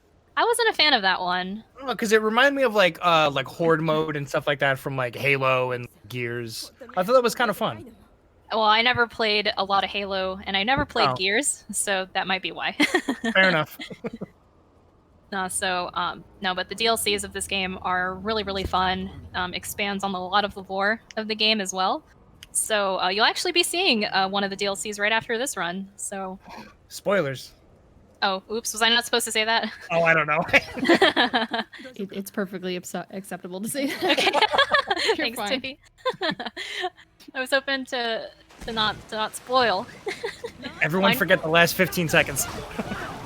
What was that thing in Men in Black? The little the memory stick thingy? Yeah, I forgot what it was called. I forgot what it was called. You just had to look into the red light. Yeah. It's been a while since I've seen those films, so I don't remember what they're called. First two were great. All right, so say goodbye to Ethan. Goodbye, Ethan. You were fun. We are now playing as Mia. And as you can tell by the reflection. We are now about to enter the infamous ship section. Ship/boat. Can be kind of a little pain for RE7 speedrunners, but you know what? It's part of the run. It's fine. We get it done and over with rather quickly. So not too much to it. We just kind of have to traverse through it as quick as possible. It's essentially Guest House Part 2. Yeah, we're just kind of making our way through like a linear path and kind of watching some cutscenes for lore. So. We can't. Every time we say "making our way," it can never not pop in my head. Oh, Vanessa Carlton. You just hear those. You just hear those little piano notes in your head. Every time. Did you? Yeah, in the music video, isn't she like on the piano, like on the road? Yeah, it's like on like a flatbed or something.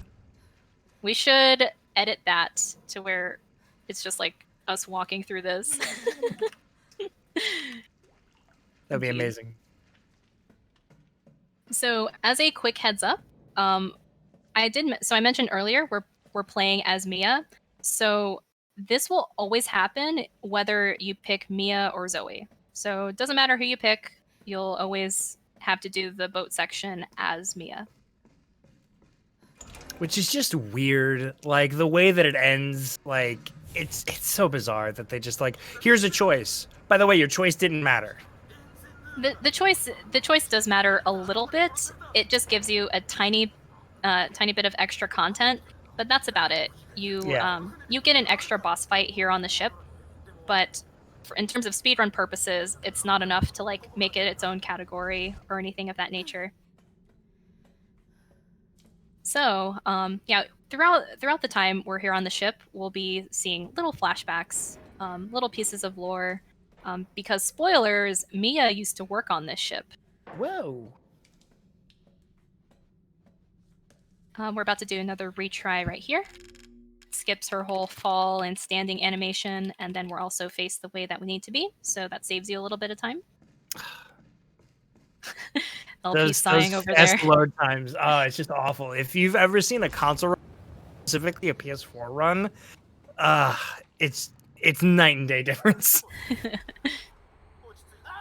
But it's okay. We love our console runners. We have lots of love and respect for our console runners. And there's so many new ones too, and in PC too. It's really cool to see like so many new PBs and stuff happening like recently. Yeah, there's been lots of new community members popping up on both the console and PC side. So it's really nice. And as we say, it's a very beginner-friendly speedrun because it's not super fast-paced. It's mainly just movement. You just have to worry about like movement and boss strats. Not a lot of RNG, but the boss fights, like there's a lot of things you do have to do skillfully and stuff, such as like the menuing and the timing of the boss strats and things of that nature. So it's really fun and very satisfying if you're a fan of this series. I mean, I can say from personal experience, this was the first game that I started like getting into speedrunning, so it's definitely beginner friendly for sure. Yeah, this was like the one that I started like grinding because I started in terms of speedrunning. Well, I started with Crash Bandicoot 3, and everyone knows that 3D platformers are they're a different beast. And then I moved to Resident Evil Remake 1, which that's a very difficult speedrun, but it's also very fun. It's just I was gonna say then I played Resident Evil 7 because it was gifted to me, and I was like, I really like this game. I wonder what the speedrun's like. So Man, yeah, what a gift it turned out to be. Yeah, got a lot of time out of it. No, but all of our RE speedruns are great. We love them. We do. So this was the VHS tape. We kind of briefly touched upon it earlier, but the VHS tapes are like a big key to this game and it telling backstory. We can skip all of them except for the one that Mar just put in. That one's mandatory because it needs to play out more of learning what happened with Mia. Yeah, it's basically just it's a huge lore part of the story. And yeah, you can't, like, the room that we went in to watch the videotape, you cannot leave the room unless you watch this tape. And by watching it, we mean like complete it, because I think you can leave the tapes, can you? You can like exit out of tapes. Mm-hmm. Yeah. Yeah, but this is one that we have to complete. So. And here is Alan. Alan's our favorite character in this whole game. Great. The true boss in RE8 is going to be Alan. Oh god, he's going to make a comeback. So coming up is going to be, speaking of Alan, the Alan skip. What happens when you're on your watch there, you can't interact with doors or anything like that. You can't open them. So taking phone calls on those is really annoying. So what Mar did there is you interact with that mold really quickly and then turn around. And go out that doorway and you'll just skip the phone call, because if you didn't, it's like a 25-second or something phone call and you just can't do anything. Yeah, you can't open the door, you can't look at your inventory, you can't do anything. So yeah, it's definitely one of the longer skips that you want to get. The reason I went into that room right there is because that molded that was in that room over there, it'll despawn. And this guy spawns, and we just kind of have to knock him out a little bit. Yeah. Get on out there, sir. Excuse me, sir. Can you please leave? Thank you. Yeah, the thing with molded in the elevator, you just kind of have to. They just don't have to be in the elevator. Our goal is to get them out of the elevator before we can interact with buttons. So, oof. Yeah, that one can swipe you sometimes. Yeah. So next up, we're about to set up our second phone call skip, which requires a couple of remote bombs here. Mm-hmm. So Mar's going to set up a remote bomb right outside this doorway, and then she's never going to hit reload again until we walk back to the bomb. You're not going to hit reload. No, because at which point you're essentially going to blow the bomb up, and it's going to push you through those doors, because like we said earlier, when you're on your watch, you can't open doors. So you just kind of have to wait for the phone call to finish. But if you blow yourself through the door, then you'll still finish the phone call, but you'll be able to continue onward. Oh, I was about to mention walking shoes, but then I remembered, not this one. Yeah, we utilize walking shoes on New Game Plus, but not on New Game. I don't even think I pick up walking shoes on New Game Plus when I play. I think that's just a goon thing of me. All right, so we have to make sure that we're at there's like a certain blast radius with the bombs here.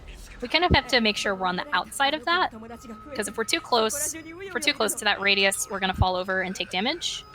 But if we're at a sweet spot, we should be able to make our way through. All right, let's see. There we go. And Evie goes sliding away. Yeah, look at that. Look at Evie go. She goes sliding away on like a little rail of sorts. If you do get the one that that blows you up and you fall over, you'll still open the door once you stand up. So you don't completely lose out on the skip. You just don't want to get the one where it blows up and nothing happens. Right. That one can be very disheartening to get. It's like a Power Rangers explosion behind you. You're like, oh. Someone took a big bite. Excuse me. Oh my god, it's a big boy. Oh, he's hungry. Oh my god. Also, okay. Oh my god, there's two. Oh my gosh. Mia thinks it's always a great idea to check her watch in the middle of a firefight. Goodness. Sorry. That was very scary. Especially since we're on crit. We don't want to die. No. Unlike RE2, I think RE3 as well. When you're on, you move quicker, but in RE7 you move slower. Yeah. When you're in crit, yeah, you definitely move slow. Your health will regenerate after a little bit of time. I'm actually just going to pick up this herb right here because we got one guy left here, and he shouldn't give us any issues, but I'm still going to take it just in case, because last thing I'd want him to do is to... oh my god, is to do that. But it's okay. It's okay. We're good to go. No more enemies. Also, just menuing. I don't know if when you picked up the herb. What about it? you were on that. You're on that spot where the herb was. Oh, yes. Oh goodness. Sorry, Mia. She can be a tank, but sometimes those molded can be very mean. But it's okay. Like we said, no more enemies, so we're basically done with the videotape here.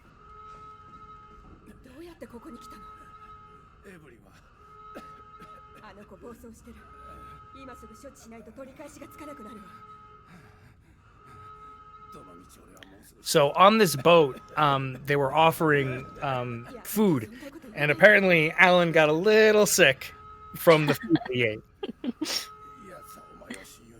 No, if no one got from the text or anything like that, so Evie is the one who's kind of in control of all this mold here. She's the one who's infecting everyone. She controls every bit of it and everything.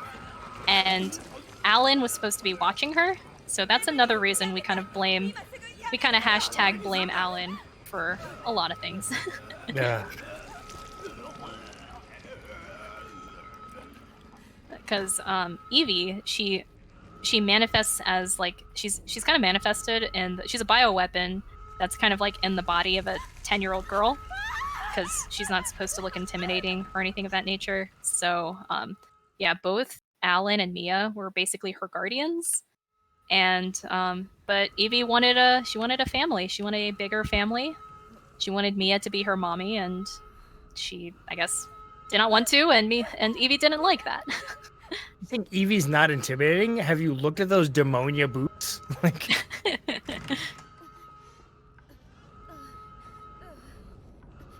What did you say last time? Like she listens to Nine Inch Nails or something like that? Yeah. Oh yeah. Her favorite record is probably With Teeth. Probably. Or Pretty Hate Machine. I could see With Teeth for sure. All right, so we're actually coming upon the only skippable cutscene of this entire game. Wow. And the reason it's skippable is because it's essentially a movie or a cinematic. So you could see there it's like fully rendered out and fully fleshed out and really beautiful, and it's not an in-game cutscene, so we're able to skip that. The thing's so beautiful, we don't get to see. Now, it's actually a really cool scene when you're watching through it, but yeah, I can't remember the last time I saw it. It reminds me a lot of like how BioShock starts. Oh, that's a game I still need to play. It's so good. I remember I watched the speed run of it live at this past AGDQ. It looked really cool. Yeah, it's very good. All right, so we are back in present day, and we're playing as Mia again, and we're essentially going to repair the elevator and go find Ethan. So Evie made us watch that tape, and now that we watched it, we kind of know the layout of the boat now, and we're just going to find 2 items to repair that elevator. Mia has a lot of diplomas in like certain trades, and one of them is an I was gonna say airplane elevator repair person. Yeah, she's like a lumberjack. She had a chainsaw. That's true. Yeah. What else? She was into gardening because of they don't really use that in gardening. Because in the Sarah D version, it's like that Raphael sigh that The she fork. sticks in. Yeah. It does look like a gardening thing, though. Yeah. She was a babysitter. She was put on this mission because she was a babysitter. So she's a woman of many trades. We can respect She's a that. sailor. Sailor. Yeah, I'll never get God Door on me, but it's okay. It's the worst. So what God Door is, I went into that save room to pick up a corrosive on the floor, and you can leave the room before the door closes, and you just have to make sure to do everything super, super quickly. So if you do your turns slow, or if you second guess anything, because sometimes you're not sure if you picked up that corrosive, you'll miss it. But it's all good. It is all good. Just takes practice. That's just one thing I don't practice. That's the only reason I don't get it, is because I don't practice. Yeah, it's also not like a huge deal. Like, it's not really super important. It's like a nice thing to do, but like it saves a second. Yeah. It saves 1 second. I mean, if you're grinding for top times, then yeah, you definitely should practice it. But for a casual speedrun, it's all good. I was thinking of that one meme that I saw, I want to say a few months ago or something, where it's just like, if you don't practice something, but you still expect to be perfect at it. And I remember seeing that meme, and I was like, yo, that's so me. That's totally me. I got this. Oh no, I don't. It's like no bad, only good. I was like, yes, that's me when I play rhythm games and stuff.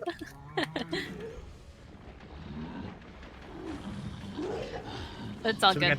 The final piece of the elevator, we got that cable, and there's also a big boy molded, which we just run past, and he's just like, hey, I want to hang out, and you're like, nah, I don't have time. Yeah, he spawns in that room and just kind of pukes his brains out. We just ignore him, so we just run away. It's like being at a party and just a really awkward situation happens. You're like, I'm just gonna leave. Yeah, it's like if we don't see them, then they won't see us. Alrighty, don't worry, everyone. We're almost out. We are almost out. You can press the wrong elevator button there. It can happen. Oh yeah. It's disheartening when it happens because you have to wait a certain amount of time before you can press the next button. It's not like IRL where you can just press all of the buttons at once. Yeah. And then the person in the elevator with you just gets really angry. I meant to strafe the other way. I don't know why I did that, but it's okay. So these guys, we're pretty tanky, so if they happen to do damage to us, it's not a huge deal. We just kind of juke past them. Yeah, they're pretty easy to avoid. As you guys have noticed, we actually didn't mention this, but the whole time we did this section, we didn't pick up any weapons or anything. So yeah, we just do this with no items. We just have to retrieve items. And this is also one retry that we do because it loads this cutscene quicker. It just saves a little bit of time. Not super necessary to do, but definitely one that you should if you're grinding for those top times. And we found Ethan trapped in moldy carbonite. And now we are speaking to Jack via the mold hive mind. And this is, I guess, how Evie's able to control everyone and all that stuff. But I never really understood. They're just kind of like in a separate part of that or something. But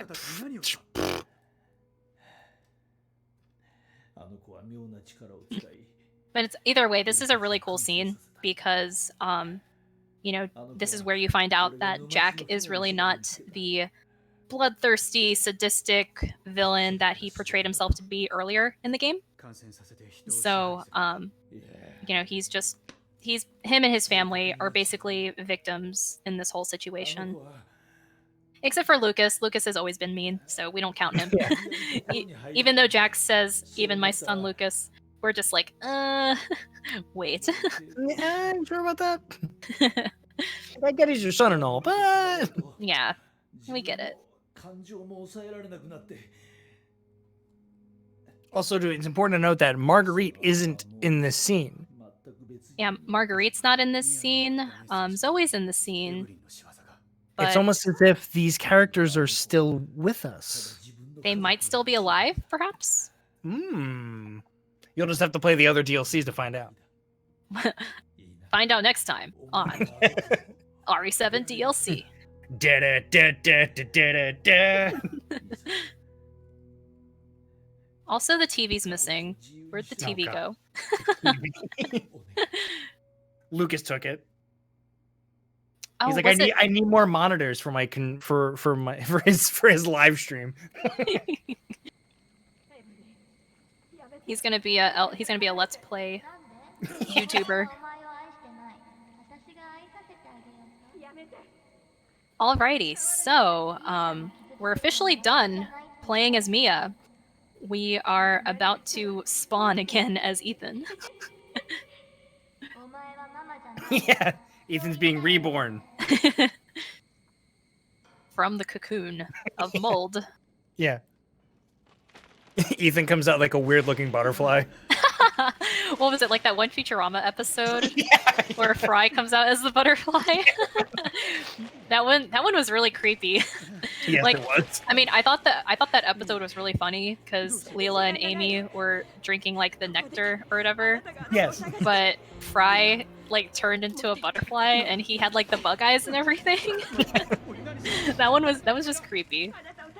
But at the end of the episode, he just kind of busts out of it and he's just normal again. So that's basically what Ethan is. Yeah. Yeah, I'm a huge Futurama fan, by the way. That's a great show. Great Probably show. my favorite show. I like the fat Bender when Bender becomes a human. That's like one of my favorite episodes. Oh, that episode creeps me out. Woo! Yeah, I think that was what it was. Yeah. That's just air escaping his folds. Poor Bender. So, also we didn't mention, so when Mia freed Ethan from that mold, if you chose Zoe during the choice between the two, you would actually have to fight Mia right there. It's a boss fight that's reminiscent of the boss fights in the guest house where you have to use the axe, but it's a much smaller space and you're also given a crowbar. So depending on how long that takes you, I mean, the boss fight can take you like a minute or so. But either way, it's a neat scene, and it's a neat little thing. But yeah, in terms of speedrunning purposes, just takes too much time. So hence, we do not choose Zoe. You have to channel your inner Marv from Home Alone with that crowbar. Alrighty, so we're coming upon the last section of the game, picking up some very important items. So, just like other Resident Evil games, if there was a by other Resident Evil games, I mean by Resident Evil Remake 2 and Resident Evil Remake 3, if there was an important weapon that you missed earlier on in the game will just teleport that weapon to the end and give it to you for free. So in RE7, they did that with the grenade launcher here. And it's also definitely not an RE game without some sort of rocket/grenade launcher. Right. Spoilers, there is no like rocket launcher, like RPG type of weapon in this game, but we do get a grenade launcher, so close enough, right? Yeah, it's pretty. It doesn't like bounce like a grenade launcher, say again, like low, but like it's close enough to a rocket. close enough. And well, I'll pull it out here after I kill this crawler. But the unique thing about this grenade launcher, it's kind of like a homemade grenade launcher or something. Yeah, it's all taped together. Like it's all. Yeah, you can kind of see it, but it's just kind of taped together with like these different pipes and all this sort of stuff. So bits of string. yeah, it's very weird. So with all these molded that spawn here in the salt mine, we can just ignore them. We're just we're trying this new thing where we don't need to talk to anyone. Yeah. We're being extremely antisocial. Some of them will pop up here to the left, but you know, they won't do us any harm if we just leave them alone. It's like walking through a mall and like they're trying to get you like at the kiosks to Oh god. to like get you to like buy their products. They're like, here, put this on. You're like, no, get away. Don't make eye contact. Never make eye contact. No, never. I mean, I understand because, you know, those people have a job and stuff, but I know it gives me a lot of anxiety just like walking by those, and it's like, oh god. Like, because I feel bad like saying no, so I'd rather just not. Exactly. Exactly. Okay, so we received some tissue samples from Mia, and those were Evelyn's tissue samples that gave us the ability to make this thing called the necrotoxin. This is what will destroy Evie. Yay! So, before we can do that though, the game throws us kind of one last gauntlet here, here in the salt mines. You know, we call it the climb. Other people call it, you know, I call it the gauntlet sometimes. But can be a very very crazy part of the game. It's also where the big retry happens. Yeah, the most important retry of the game. Saves like 18 seconds or so, maybe more. And so Ethan will be moving super fast through here, and we'll be primarily using our shotgun to get rid of these molten. We're not going to kill every single one, but yeah, it will be the main thing that will mow down these guys. No, Mar, I won't mention Sonic and how fast you're moving at all. If only Ethan can move this fast throughout the whole game. Alright, there we go. So all of the big obstacles are out of the way, but before we can officially leave for good, we are presented with two big moldy boys. Ooh. Not one, but party. two. Yeah. They used double team on us. Oh no. But thankfully Does it we lower just your attack, I think? and it boosts their evasiveness. Yeah, it just boosts their evasiveness. But thankfully we had our grenade launcher with that neuro round, and it stunned them long enough for us to climb that ladder and leave. We made it. Woo! Hooray, Woo! Ethan. He did it! Yay! So yeah, those two molded at the end of the salt mines, if you don't hit them with that neuro round and you try climbing that ladder, they'll just puke on you and you'll fall off the ladder, and it can be very frustrating. So actually, no matter what difficulty you're on, whether on easy, you know, either new game easy, new game plus, you know, Madhouse, just shooting that neuro round will, you know, it's enough time. In Madhouse, they do move really quick, though. They do. They move quick, and then you have the 3 additional wire traps on that ladder. So you have to be a very sharp shooter there before you shoot those neuro rounds. I think when I used to run Madhouse New Game Plus, I shot 2 neuro rounds just to apprehend them, just to be sure. Stay there. Stay. And if you guys have noticed, we are back in the guest house. The game has come full circle. Woo.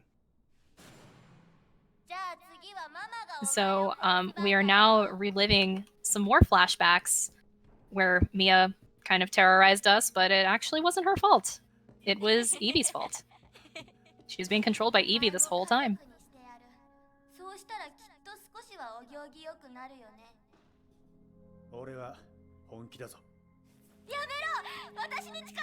And how do you scare any villain? Show them the serum. Except for like Himiko Toga from like My Hero Academia. She loves needles. Oh, I've never watched that one.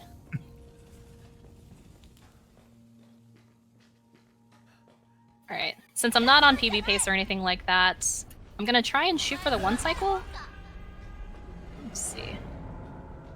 Ooh, nice. Yeah. Do you want to explain how that works? You do a much better job than I do. So with that fight with Eevee, there's kind of like a radius, right? And she'll send out these sonic booms, a la Guile. And the whole point is she has a radius around her, and you need to get into that radius. So you have time from the first time they kind of demonstrate, like, here's what you need to do, to the second hit. If you can get within that radius and you kind of strafe a little bit and then just push forward, you'll get in that radius and you'll immediately lunge forward and inject her. It's one of those things where it's like you just have to commit to it. It's kind of hard to tell because there'll be times where you'll be far back and you'll still somehow get it. Yeah, that one's always really scary to go for because it doesn't look like you're going to get that, and then you miraculously do. Yeah. So with the hardest boss fight in the world here, we have to just use enhanced ammo. That is it. Done deal. Oh, by the way, the grandma was behind it the whole time. Oh no. It was her. Ah. How could you, Grandma? You were supposed to be resident sleeper this whole time. Yeah. You were sleeping this whole time and you're like, oh wait, hold on, I need to wake up and completely screw everything up. So when Eevee transforms and takes over the whole house, we cannot speed this part up. This is totally scripted and no sarcasm. We just kind of have to wait until she picks us up. So Yeah. no amount of ammo or damage will speed this part up. If you've played this, you kind of know that this is kind of an anticlimactic fight, unfortunately. Yeah. You're just like, wow, that's it? Yeah.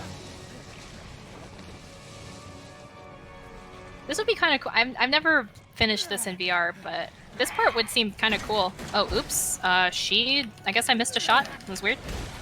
Usually 2 shots does it there. This can be weird because the reload here can be... Yeah. Shotgun can miss sometimes. Oops. Even at point blank range. Yeah. It's very silly. If I died there, that would have been so funny. Because she can eat you there. Yes, and it's a really weird scene. So we don't get a rocket launcher. We get an Albert filled with ramrods. That's our rocket launcher. All right. She is donezo. Time will be coming. Yay! Time will be coming up when the screen fades to black. So hang on just a second. Yay! Well done, Ethan. You did it. You escaped. And she crumbles. And that's the way the cookie crumbles. Oh, coming in strong. All right, and time. Yay! Hooray! We made it. Yay! We did it! Woo. But it's not over yet, friends. Oh, it's not. It is not over, everyone. We are gonna set up for Not a Hero DLC, so there's gonna be more Resident Evil 7 right away. Right away. Sorry, I was gonna show Chris Redfield, but I know we all know what he looks like. We'll get to see a little bit of him anyways. But so this run goes by in-game time, not RTA. So our official time is 1:34:07, and Nice. that was with a retry or 2 or something. That's good. But, yeah, not too bad. It's like a minute and a half off my PB, but not too bad. It was still fun overall. So I hope everyone enjoyed watching it. Yeah, I was gonna say, Mar, if you want to get up and take a break, we can take like a quick stretch break before we do the Not a Hero DLC. Yeah, sure. Yeah, I if think you- that would be a good idea, Richard, if you're listening. So why don't you give us all just a minute, and please make sure if you enjoyed the run that you follow Marforia here on Twitch, and also LP Soldier 0303. You guys have been really killing it. I've been enjoying this run. So sit tight, everyone, and we will be back in just a moment with RE7 Not a Hero DLC very soon. All right, everybody, welcome back to Time Capsule. We just finished a run of Resident Evil 7, but if you just got here, we're about to start Resident Evil 7 Not a Hero DLC. So if you've been enjoying Time Capsule, I just want to mention some of our other shows on Hotfix here. This Thursday at 7 p.m. Eastern, we'll be having The First Step, where Hobbs and Keys will be showcasing Resident Evil 2 Remake. And this month, Games Done Quick will be donating all of its subscriber and bits revenue to the NAACP Legal Defense Fund. So thank you so much for all of you who have contributed to that. And you can visit www.naacpldf.org for more information. Just a quick reminder that SGDQ 2020 Online will be August 16th through the 23rd, and the schedule will be released on July 13th. Keep an eye out for that. You can go to gamesdonequick.com for more info on those upcoming dates. And I think we are ready for Not a Hero. How are you feeling, Mar?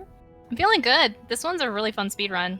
So, really excited to show this one off. And I know LP's an avid runner of this DLC as well. So, we're very, very excited to show this off. So, whenever you guys are ready. Yeah. Count it down. All right. So, time actually does not start when we hit the difficulty button here. It actually starts after a cutscene here, so I'll be sure to cue you on that.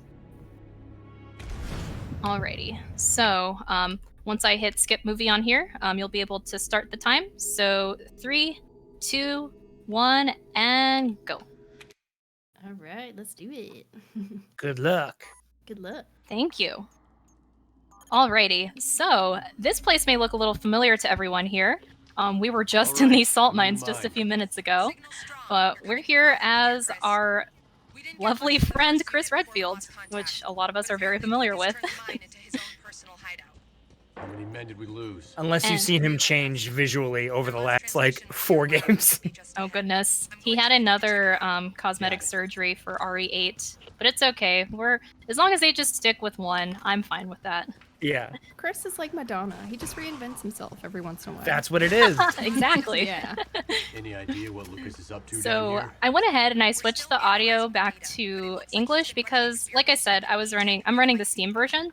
I'm not running the Sarah D version, and this run is actually, this run's short, so there's no time save in terms of audio, language, none of that. So we get to hear Lucas's awesome voice actor. We're both walking out of here. Everybody in this game has a really good voice actor. Yeah, they really do. Everyone in the Baker family, especially Jack, their voices are so good. Now you can try and take that off all you want, but I'd advise against. So there is some differences with this, right? Shooting, we slow down after a shot, so we're not going to be shooting and running very often.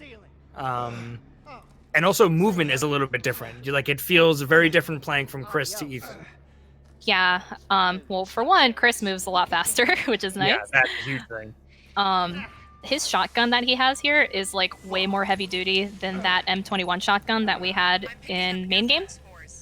So like LP said, you're gonna slow down a little bit to take those shots, but there's only 2 instances that I do that, and we just did one of them. So. Yes. So the basic premise of this DLC is that, one, Lucas Baker is still alive. He's responsible for a lot of the stuff that's happened over here in Louisiana, so we're going to go apprehend him. And on top of that, Chris has 3 men from his team missing, so we have to find them as well. They hint at this a little bit in the main game.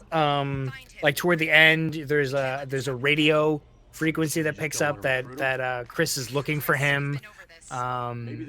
So some of this doesn't come as a shocker if you've played the main game and went through the whole story.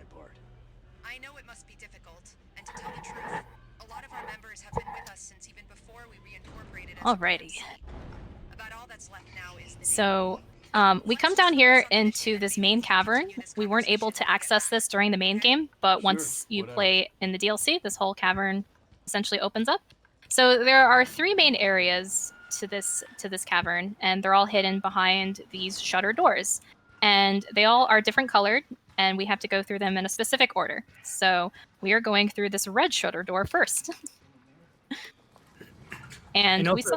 Oh, go ahead. I was going to say, you'll notice that Mar ducked when the door is opening, because you can crouch under and go through the door before it fully opens. Yeah, nice little time save there.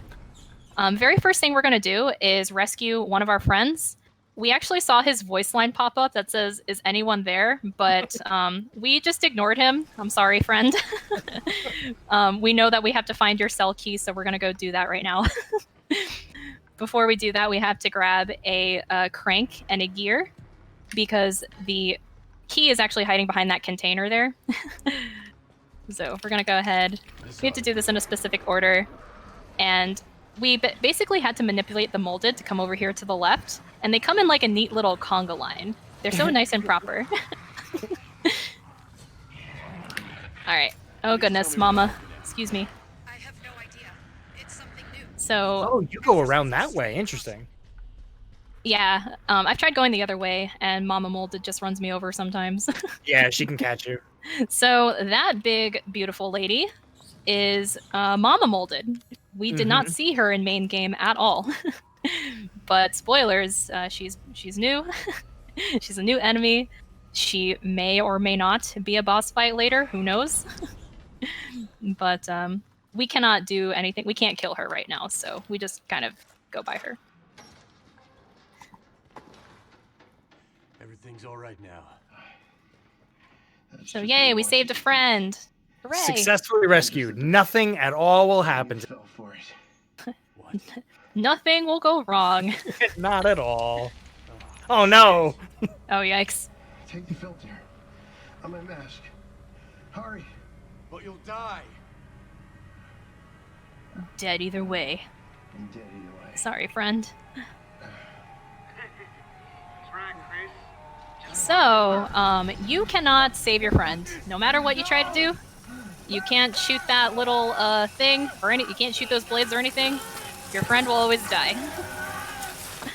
This is also a thing with the Zero D version. Much like in the main game with the deputy, this scene doesn't happen the same way.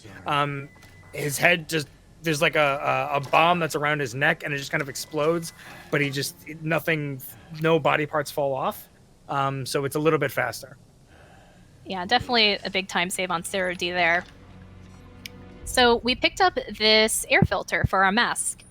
And earlier when I said we have to go through these shutter doors in a specific order, it's because we cannot access, this green shutter door right here unless we have that filter. So basically, behind each door, it's kind of locked behind a certain item, and we have to make sure we have that certain item before we can go explore that area. So for this area, we need the filter, which we already have.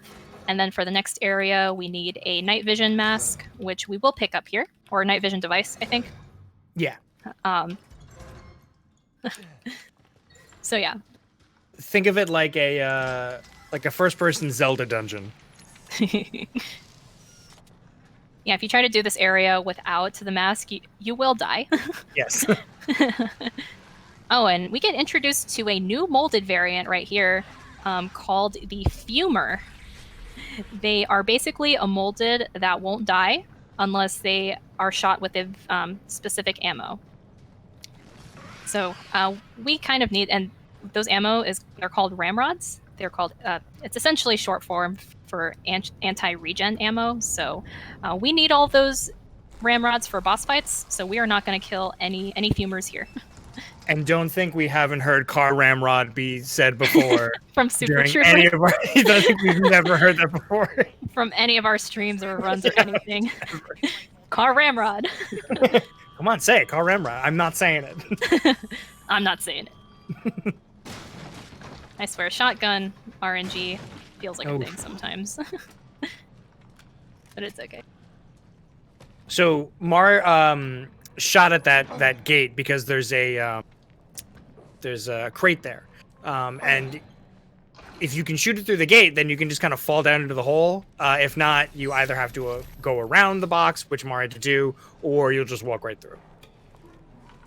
Yeah, sometimes like I feel like when you shoot ahead, sometimes the bullets won't make through, or like they won't come through. So sometimes that definitely was the case there. Also, we get introduced to the little babies. We got the little crawlers. I think those They're kind of cute. They're kind of like the little noises they make. They're a little cute. Just a little. cute. They're not like OG movie design Sonic cute, but they're cute. It's kind of weird because they have like a little mouth on their side. They do. It's like a spore creation. Alrighty, so you notice that we came upon some turrets, and Chris, like Ethan, is a tank, so we can tank the damage from those turrets, but we have some turrets coming up here that we cannot tank, so I'm throwing this grenade here to mitigate that. Because, yeah, right up there are 3 turrets lined up in a row, and if you walk into this area without taking care of those turrets, you will die. So, nice little thing we can do there. And then, just like I did in main game, I swapped over to 30 FPS to squeeze by those molded. It's nice when, you know, you can utilize main game strats over into the DLC.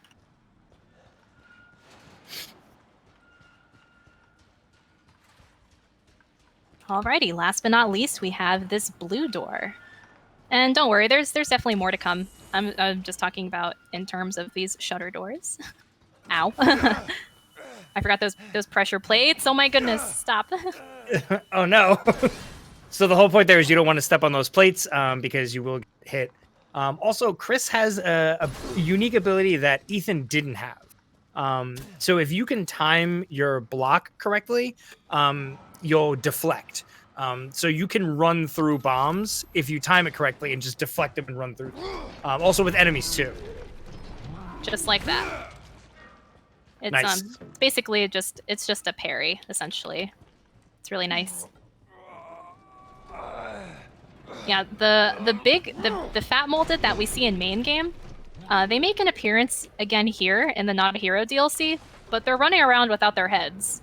And they just explode when they see you or when they know you're around or something. So They really love Chris. They get super excited. who doesn't love Chris though? Yeah. They're like, oh my god. It's Chris, I need his autograph. Yeah. Were you the guy who was punching boulders? Yeah. I need your autograph. Punch me. Punch me. Alrighty, so we're gonna grab one key right here. That's gonna give us access to a couple more areas. And of course, Also, that's the clown from the other puzzle. oh yeah. And yeah, when you just like in typical game fashion, when you pick up an important key or when you pick up a key item, a bunch of enemies spawn. So exactly what happened there.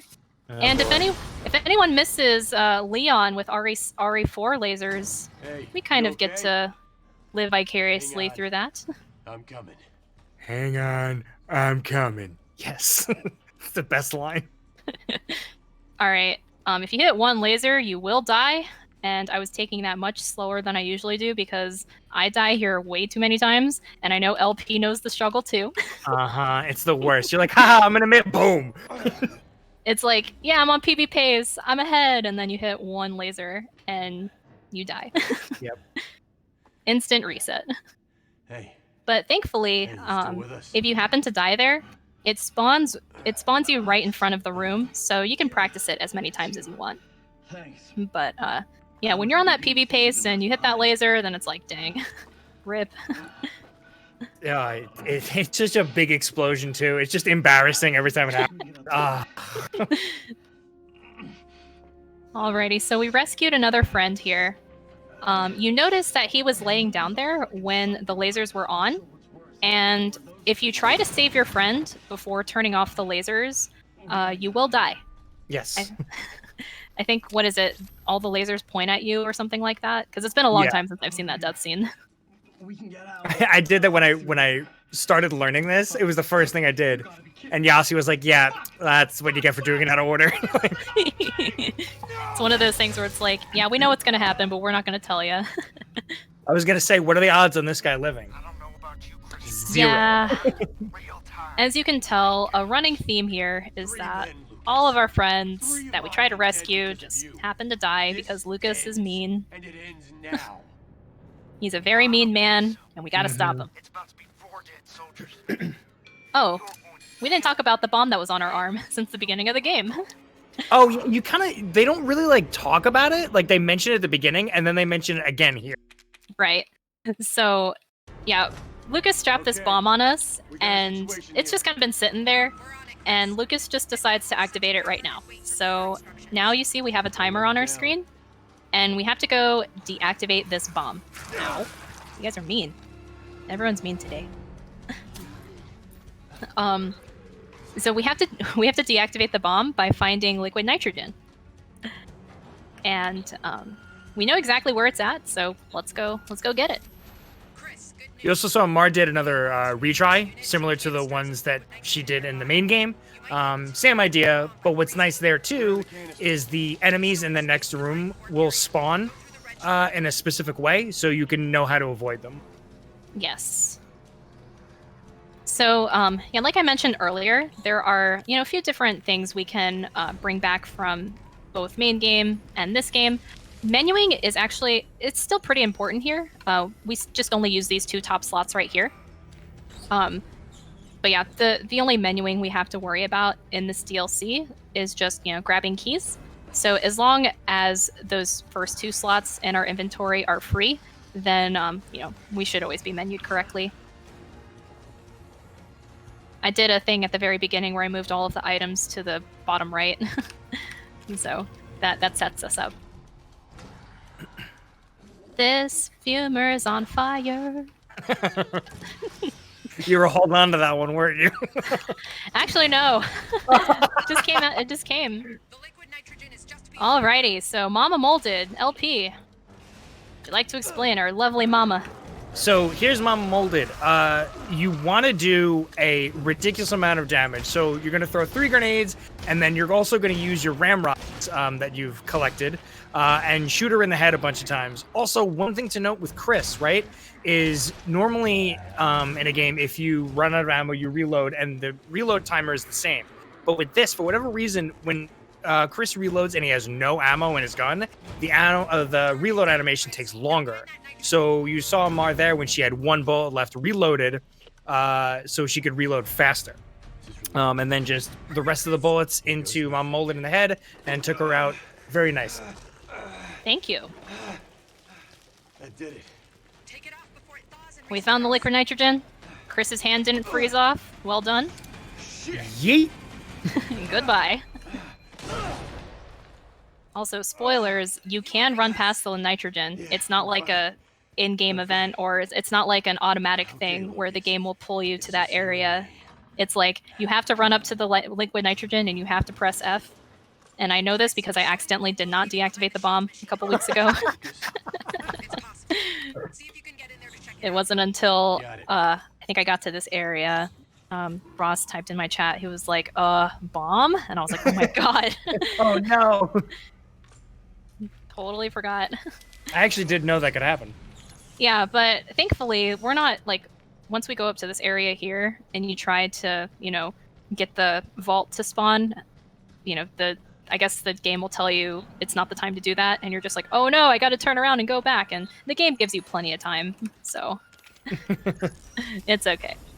So, the lovely vault that's coming up right here. This is basically a giant, like, mining drill of sorts that Lucas kind of, like, turned into, like, a moldy playground of sorts. That's an awful image to, like, conjure. Lucas is actually hiding behind a lab behind this giant machine, so we kind of have to fight our way through before we can get to him. Alrighty, and of course, when the game litters you with a bunch of ammo and health, you know that they're preparing you for something. Mm-hmm. Christopher, still with us, I see. Very impressive, my Alrighty, LP, would you like to explain the vault? Sure. So the vault is essentially a gauntlet of molded that are going to be coming out of these areas.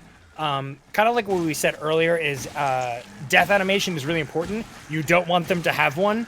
So if turns out if you shoot the molded in the leg and then in the head, they won't have a long death animation.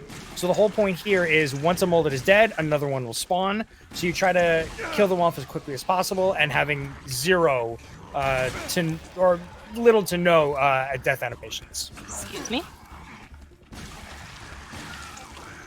Oh, he's And they alive. Oh boy. And they all spawn the same way pretty much every time, depending on which molded you kill in what order. That was a little messy, but it's okay.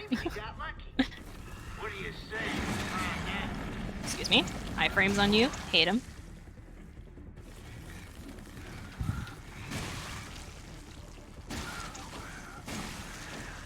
And it's weird because sometimes you'll aim for the leg, but then they'll explode. It's really weird sometimes, like that one. And then when the fumers pop up, we have to kill them with a ramrod. Yes. Excuse me, sir.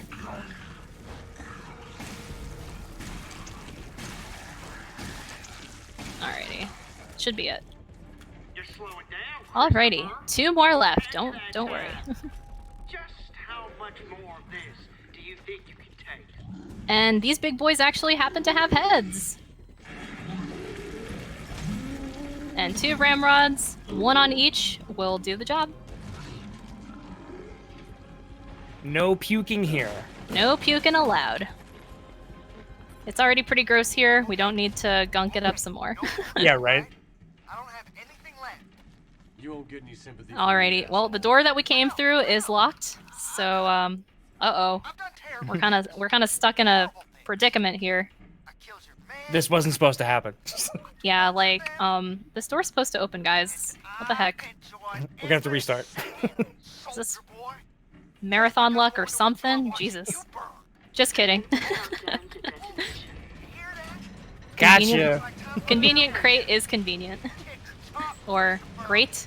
Yeah, Yeah, great. yeah. That's great. Killing him. I wish I could stay and watch you burn to death, So, but I can't. in I have an elsewhere. in typical villain fashion, Lucas is not going to watch Chris die to make sure that he did the job correctly. He's just going to leave preemptively, and he thinks Chris is dead. Just kind of Because- reminds me of like Dr. Evil from Austin Powers or something. Because he has an elsewhere to be. Look, Yeah, I'm fine. I'm not saying I'm the best with the English language, right? But like, I've never heard someone say, I have an elsewhere to be. Umbrella and Redfield have been taken care of. Dealing with I actually never noticed that. Right? Yeah, Yossi pointed out to me. I'm like, oh my gosh, yeah, he did say that. quits after that. He thinks I'm dead. This might be our chance. Who'd he send it to? We're still decrypting that. So Just stay here focused. we have a hidden lab, Keep me posted. because of course no Resident Evil game is complete without a lab of sorts. And we're gonna turn off the power to scare Lucas over here. This is great. I love this scene so much because he's like, Oh, Jesus, what the hell? Lucas! I love that for some reason. Because he's just kind of dilly-dallying on his computer. He's like, doo-doo-doo. And then the lights go out. He's like, what the hell? And then, yeah. Oh no. And then he's like surprised. It's like, dude, you didn't watch him die. What did you expect? Better funneling info That was to your someone. fault, Lucas. None of your Right. goddamn business, Chris. We expected this from Dr. Evil, but not from you, man. A little easy. A lot of people. Your friends, the connections, know about this? So, in typical endgame fashion, they litter you with lots of bullets, lots of shotgun shells, lots of ramrods. You're about to have your hands full. The ramrods being the most important in Final Fight. Yes.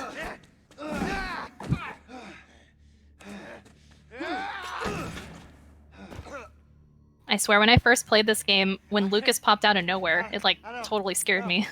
Yeah, it got me too when I was relearning this. I was like, whoa, I was not prepared for that. It's over. Because he literally like you can walk around this whole room, and you don't see like a way for him to come in, and then he just pops out from below you. Yeah. It's like, dude, how'd you get there?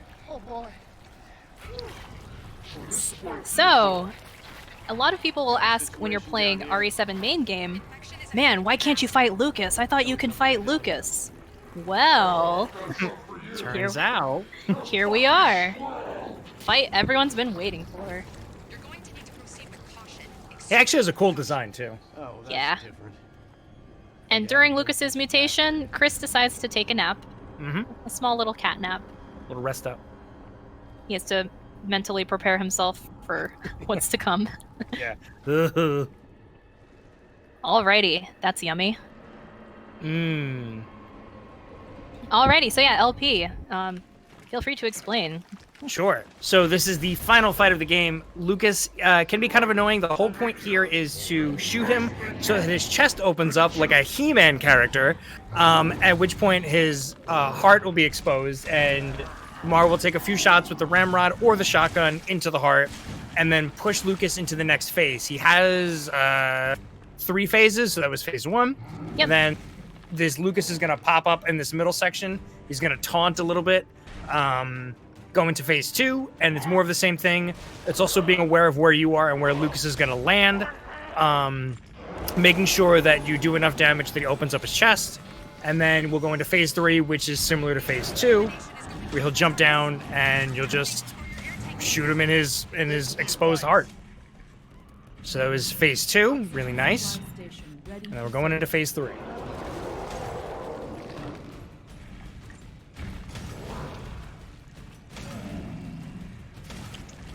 Excuse me? He can kind of shield it sometimes, or sometimes both not work. Alright. There he goes. And that's it. So, sometimes the ramrod shots can go through Lucas, too. His hitbox can be very, very weird there. So we kind of had to finish that fight with shotgun. But yeah, that's time. That's time right there. GG. GG, we made it. We made it. Game over. And boom. All right, there we go. That's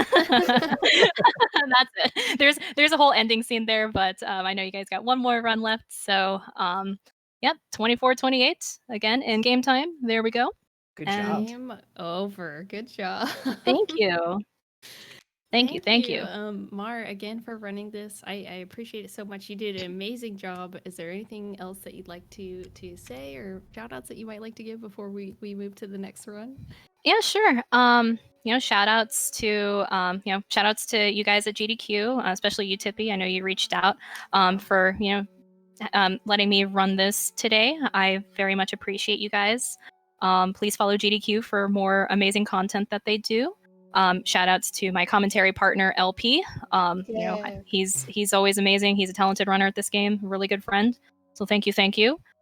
Shout outs to all my friends in the RE7 community, especially Rossi. He's helped me a lot with my main game runs and my Not a Hero runs. So shout outs to him, and special shout outs to Yasi and Catlink, a couple good friends of mine who are also talented runners of this game. So thank you. And of course, shout outs to my community, and also shout outs to everyone who watched today. Thank you. You guys are the real MVPs. Yeah, chat's been moving and grooving. Thank you all for being here. We are going to get set up for the final run of the evening, and that will be Cuphead. So stick around, and we'll be back in a moment. All right, everybody, welcome back to Time Capsule here on the Games Done Quick channel. If you've been enjoying this show, I would like to mention a couple of our other hotfix shows. This Thursday at 7 p.m. Eastern, we will be having The First Step, where Hobbs and Keys will be showcasing Resident Evil 2 Remake. And on Friday, we'll be having Game Masters, where we'll be showing off various Mario Party games starting at 7 p.m. Eastern as well. SGDQ 2020 Online will be August 16th through the 23rd, and the schedule will be released on July 13th, so make sure you're keeping your eyes out for that. You can go to gamesdonequick.com for more information on all of these things. But now, the run you might be waiting for, Jason2890 and Cuphead. Hi, Jason. Hi guys, I'm Jason2890, and along with me I have my commentator Grandius. Hey everybody, how's it going? And tonight we're going to be playing Cuphead for you. For those of you that aren't familiar with Cuphead, a game that came out in 2017, popular indie game with a unique art style and awesome music, known for its difficulty. And in keeping with the spirit of the Time Capsule 2017, we're going to be playing the Legacy version, which is the unpatched version of the game that was right when it was released. Tons of glitches abound, and we'll explain more as we go along the way here. So we're going to be starting this run, And let's do this. 3, 2, 1, go. Good luck. Good luck, man. Thanks. So first off, we're going to be exiting out of Elder Kettle's house right here in just a second once this load screen goes here. But this game is just a giant boss rush. There's a total of 17 bosses throughout 3 aisles and then 2 other bosses at the end of the games. So there's going to be a lot of action, a lot of stuff to explain. That's why I got Grandius along with me to explain things because they're going to be happening. I'll do the so best fast. I can. Yeah, but first off, we're going to be doing a run and gun level, which, no lie, this is probably the hardest level in the speedrun. A lot of quick movement, and we're doing this to get coins to buy the weapons that we'll be using for the rest of the run. Yeah, one cool thing you'll see Jason doing here is he's actually doing a little bit of jump on every second dash. And the reason he's doing that is because normally there's like a cooldown in between like one dash to the next. But doing a jump there just resets that, so it allows you to dash immediately again. And so you'll see him doing that dash, jump, dash throughout the whole level. Coming up is a frame perfect trick. Let's see if he gets it. Nice, second try. That is 1/60th of a second timing to get that clip there to be able to dash under the acorn machine. Yeah, it saves about 6 seconds. Yeah, it's really scary too because you're kind of like, if you miss it, you just fall in the pit as you saw there. But on the rebound, he kind of got the clip there, which is really cool. Yep, so now that we're done with that level, we're going to go move on to the shop and buy the roundabout and lobber weapons, which we will be abusing the weapon swap glitch with in just a few moments, where we're going to be basically be swapping our weapons about 7 or 8 times per second for all these boss fights, which essentially lets us fire both weapons at the same time. And you'll see it allows us to do massive damage and end these fights very quickly. Yeah, it's actually quite difficult to mash this fast while controlling all the other buttons that you need to. But Jason's going to be masterfully doing that here, as you can see. And you can tell immediately by the potato dying there that stuff just kind of dies really fast with being able to shoot both weapons here. Another really cool thing Jason's doing is, you notice he got 3 lobber EXs there, even though he's kind of like in spam mode between these 2 weapons. And that's from, he's doing what we call controlled swaps, where he's doing a certain amount of them per EX. So that way he knows like what weapon he's going to be on when the EX actually comes out. So he can always get those lobber EXs. Ooh, we actually got a star skip there. You want to explain star skips, Grandius? Yeah, there's the scoreboard. You can see the stars didn't appear there where it said skill level. The scoreboard normally pops up these stars one at a time, and it costs almost a full second of time. But there's also a frame perfect A button press that you can do there that just makes the stars not appear, and you just skip that, saving almost a full second. We've never found like a good timing for it, so we kind of just mash it out and hope that we get it. But Jason got it there, which is really nice. Yeah, we're already here on Rivian Croaks. Like I said, this run goes by really fast. He's already heading into Rivian Croak's last phase. That was a really nice one cycle there. And completely skipping that second phase also. Going into the slot machine, a lot of this run, you'll see Jason kind of like getting into these very specific positions. And the reason he's doing that is because we found out that if a lobber EX, which is like the bigger lobber attack, like the big purple ball. Yeah. If it blows up on the ground next to something, it actually deals double damage. And even cooler is if you're in like a perfect position so that the EX hits the boss and the ground at the same time, it actually will do the single normal damage to the boss and the double damage from hitting on the ground. So you can actually get triple damage. But again, that is like pixel perfect and, you know, really hard to do. But Jason's going to be going for stuff like that to help in killing these bosses even quicker. Yeah. Like at face value, it looks fairly simple, where it's just like, oh, you're just shooting the weapon fast a bunch of times, but there's like a lot of micromanagement of your weapons and stuff. A lot of stuff that goes into play. Oh, yeah. Like here, just getting those lobber EXs like he did, and also in a position where you can see them blowing up next to the boss. Just all that is really hard to manage. Like, it's very fast and chaotic. Especially a boss like Goopy, who's just jumping all over the place, you know? Oh, yeah. And then there's going to be one thing you'll see also. There'll be a lot of intentional damage boosts in this fight, just to make sure we're not dropping any shots, because you got to make pretty much every shot count if you want to maximize your time. And then coming up next, we're actually going into the first airplane level, first of 5 airplane levels, I believe. And you could explain the difference between those if you'd like, Grandius. Yeah, so at first here, we're only going to have one weapon, so there will be no weapon swap glitching kind of thing. But a lot of these levels are more about like just tracking the boss. You'll see Hilda's moving all over the place. You got projectiles flying at you. And the goal is to dodge everything while not missing any bullets, which can be easier said than done. Also, on Hilda specifically, Jason will be going for a glitch here. We'll see if he gets it. It's extremely precise. Basically, you need to deal within like a 20-point damage range at a very specific moment on this boss. And yeah, we'll see how he handles it here, because this is really tough and it's very specific.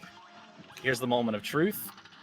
Man, I think I would have had it, but that EX got caught on a couple minions at the end and ticked a few extra times. That was unfortunate. So it was kind of like a double-edged sword there. You usually want that to happen because you're doing extra damage with your EX, but for that specific glitch, that kind of worked against me because I ended up doing a little bit too much damage for the glitch to work.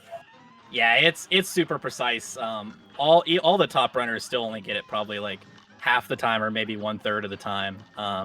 But this isn't bad. We get to do this last phase. You get to see. Yeah, you get to see more of the art style. Yeah. More phases. Obviously intentional. Yeah, just wanted to show off the art of the final phase there. Coming up, we got Jason's profile picture is actually of this boss. Yeah, my Discord profile picture is Cagney. But yeah, this is a pretty well-known boss, I guess, or well-recognizable. For people that even aren't that familiar with the game, they might have seen it. There's like a meme template that uses Cagney as well that I've seen floating around, but it's a pretty iconic boss. I'd say it's the fan favorite of Isle 1. Oh yeah. Yeah, really good music too. This game just has an incredible soundtrack all around. Here, actually, interestingly enough, it can be better to get the roundabout EXs, even though you normally want the lobber EXs. Roundabout being the boomerang weapon. Because they actually do a little bit more damage. It's just really hard to make the ticks of them all land on a boss, because it kind of like goes through them and backwards and, you know, goes all over the place. Yeah, you kind of end up having to use it like a boomerang, and you have to keep jumping over it, because if it crashes into Cuphead's hitbox, then the EX disappears. So you have to make sure it's ticking on the boss as many times as you can. Which can be really hard to manage, but Jason made short work of it. That was actually a really good fight. Thanks. Yeah, that's a pretty solid Isle 1. Yeah, that was awesome. Moving on into Isle 2, we got Bon Bon. Now, Bon Bon, this is a pretty RNG heavy game. Thankfully, though, if you're really good as a player, you can recognize the different patterns and attacks the bosses can give you and make the best of each situation. But some things are just faster than others. That's just the way it is. And yeah, like there's 3 different minions you have to fight here out of 5 possible ones, and they all have different amounts of HP and different amounts of time for the death animations. That was actually a really good one to get first. Yeah, we'll see what the next 2 coming up are. That was a good one second also. That's really good, yeah. We're hoping to not see the Jawbreaker, because it has a 3-second longer death animation than like anybody else. I didn't get the quick kill on the gumball machine. Too. And she pulled out the gun, of course. Yep. It's really, really bad. Oh no! Okay. So yeah, if she pulls out the gun, she does that if like the last minion takes too long to die and leave the screen. She'll pull out that gun, and even though it looks like you can hit her, you're not actually damaging her. And especially in this 1.0 legacy version of the game, she stays like invulnerable for a while, even when she goes into her final phase. And just ignore the fact that the ground was just disintegrating into nothingness there, you know. They fixed that, don't worry, guys. There's a couple patches after this game. If you play this game now, you won't see that. You won't see the ground just open up. That is patched out, so. But it's pretty silly in this version. So now he has mini bombs. This is the secondary weapon on the plane levels, and they are awesome. This is gonna let you do the weapon swap glitch even on plane levels. Except you're going about it a different way. On the normal levels, you're just spamming the weapon swap button. But here, since mini bomb kind of has a longer cooldown, you'll see him repeatedly switching between, like doing a quick double tap to let out a mini bomb and then go back to bullet. as the cooldowns are going through. And you can see it just destroys bosses. There's a cool little trick. He actually pauses there right after killing the baby bird, which brings out the last phase immediately instead of having to wait 2 seconds for whatever reason. Also, you can we're see not him. sure why that happens, but someone discovered it, and now it's just a thing. Yeah, cool enough. A parry has the same effect. It brings out that last phase immediately. You can see too the bullet EX moves that he shoots. He shot it on the last phase there because it's such a wide hitbox that as the bullet EX travels through it, it's hitting more times because it's such a wider space. So there's a lot of cool little optimizations there with trying to hit like the wide spots of a hitbox so that with those EXs. And one other small thing that we didn't even really mention, but you'll see on most fights, I'm avoiding getting parries, those pink parryable objects, just because they actually cost you time in screen lag. They cost about 10 frames in screen lag or so, and then they end up costing you on the results screen as well, because it has to scroll over another line, which ends up losing close to a second there. So most of the time, you're not gaining enough time with the parries to make it worth the time you lose. Yeah, the cool thing you'll see him doing here is you'll see him shooting all these bitty bombs down below. There's actually like an off-screen hitbox that you can hit in the legacy version of the game. So he's actually damaging Jimmy this entire time. You can even hear the mini bombs going off. Yeah, and now we did enough damage to lock Jimmy into this phase. So this is the rest of the fight. You don't see the final phase or the puppet phase at all in the legacy version, just because of we just glitched this fight out by doing so much damage by utilizing that off-screen hitbox. Yeah, generally in Cuphead, if you do so much damage that you overkilled a phase before it ever even spawned, like there he killed phase 3 before he ever even got there, the game gets just stuck, basically, and you could just keep fighting that phase over and over. You'll see actually the same kind of glitch, just done in a different way, hopefully coming up here on Beppy. Yeah, this is a pretty iconic glitch. Anyone that's watched the Cuphead speedrun may have seen this, because it ends up just being a huge mess in the middle of the screen with explosions and sprites. So let's try to get it right here. Yeah, good luck, man. Beppy does have a different set of patterns that he can give you, so it can be that's the hard pattern. Yeah, that's literally the worst pattern. That's like a 10% chance to get like the one pattern that's like crazy hard. But he could do a retry here. It actually saves time to just do a retry and get the glitch. There's the glitch. Okay. So stuff's about to get crazy. Also, he's hitting an off-screen hitbox over there too, if you're wondering why he's just launching EXs off into the nothingness. Yeah, most of the time when I'm just like shooting stuff randomly, there's a reason behind it. Nice. Yeah, Good you see like all the sprites, like the third phase sprites are just overlapped in the middle of the screen there with that exploding balloon. The game does not know what to do at that point. But that saves a lot of time because especially having to wait on the last phase to come out normally takes forever. So glitching it out like that is super fast. Oh yeah. Coming up is my favorite boss, Grim Matchstick. I know he's kind of infamous from casual playthroughs, but with the weapon swap glitch and just having thousands of hours in this game, Jason is going to be able to make short work of this boss here. One interesting thing too is that other than like the position of the clouds right at the beginning of this fight, they're randomized. So yeah, no two fights are ever going to be the same on this. So you have to kind of like adjust accordingly depending on where the platforms happen to be at the moment. Yeah, like some fights are very calculated, but this is one, as a runner, you really just have to practice a lot because there's just an infinite amount of variations. Also, you can see he was hitting off-screen hitbox over to the right there and did so much damage that he just glitched the guy out, just like the last two bosses. Yeah. That was a really good fight, actually. Ooh, 31. Yeah, that was pretty solid. Yeah, that's really good. I think that ties my best time on that fight. Yeah, that's awesome. So we're already 2 islands are already down. Like I said, this run goes by super fast. It's a very fast-paced, fun run for anyone that is interested in a new speedrun. Yeah, and once you like have played through the game casually like a couple times, if you're good enough to beat the game casually, you're good enough to speedrun it. If you just put in, there's plenty of tutorials out there for people interested in joining our community, and it's not too bad to pick up on once you get the game mechanics down. Oh yeah. Now here coming up, we have our friend Oi Oi Oi, the police bee, and he's gonna just kind of die really fast. Yeah, I And, try to kill him closer to the left side of the screen because the next phase doesn't begin until he moves off screen. Of course, I didn't get the RNG we wanted here, Grandius, which, as we know, is like a 5% chance. Yep. Technically, it's supposed to be a like 1 in 3. She has 3 patterns. She can either give you the triangles, the orbs, or she can spawn in the middle as her first attack. If she spawns in the middle, if you have really good DPS, it's actually possible to just kill her before she ever leaves the screen. It's like a 1 cycle, and it's the fastest by far. But unfortunately, it seems to be really rare for us runners. You never see it.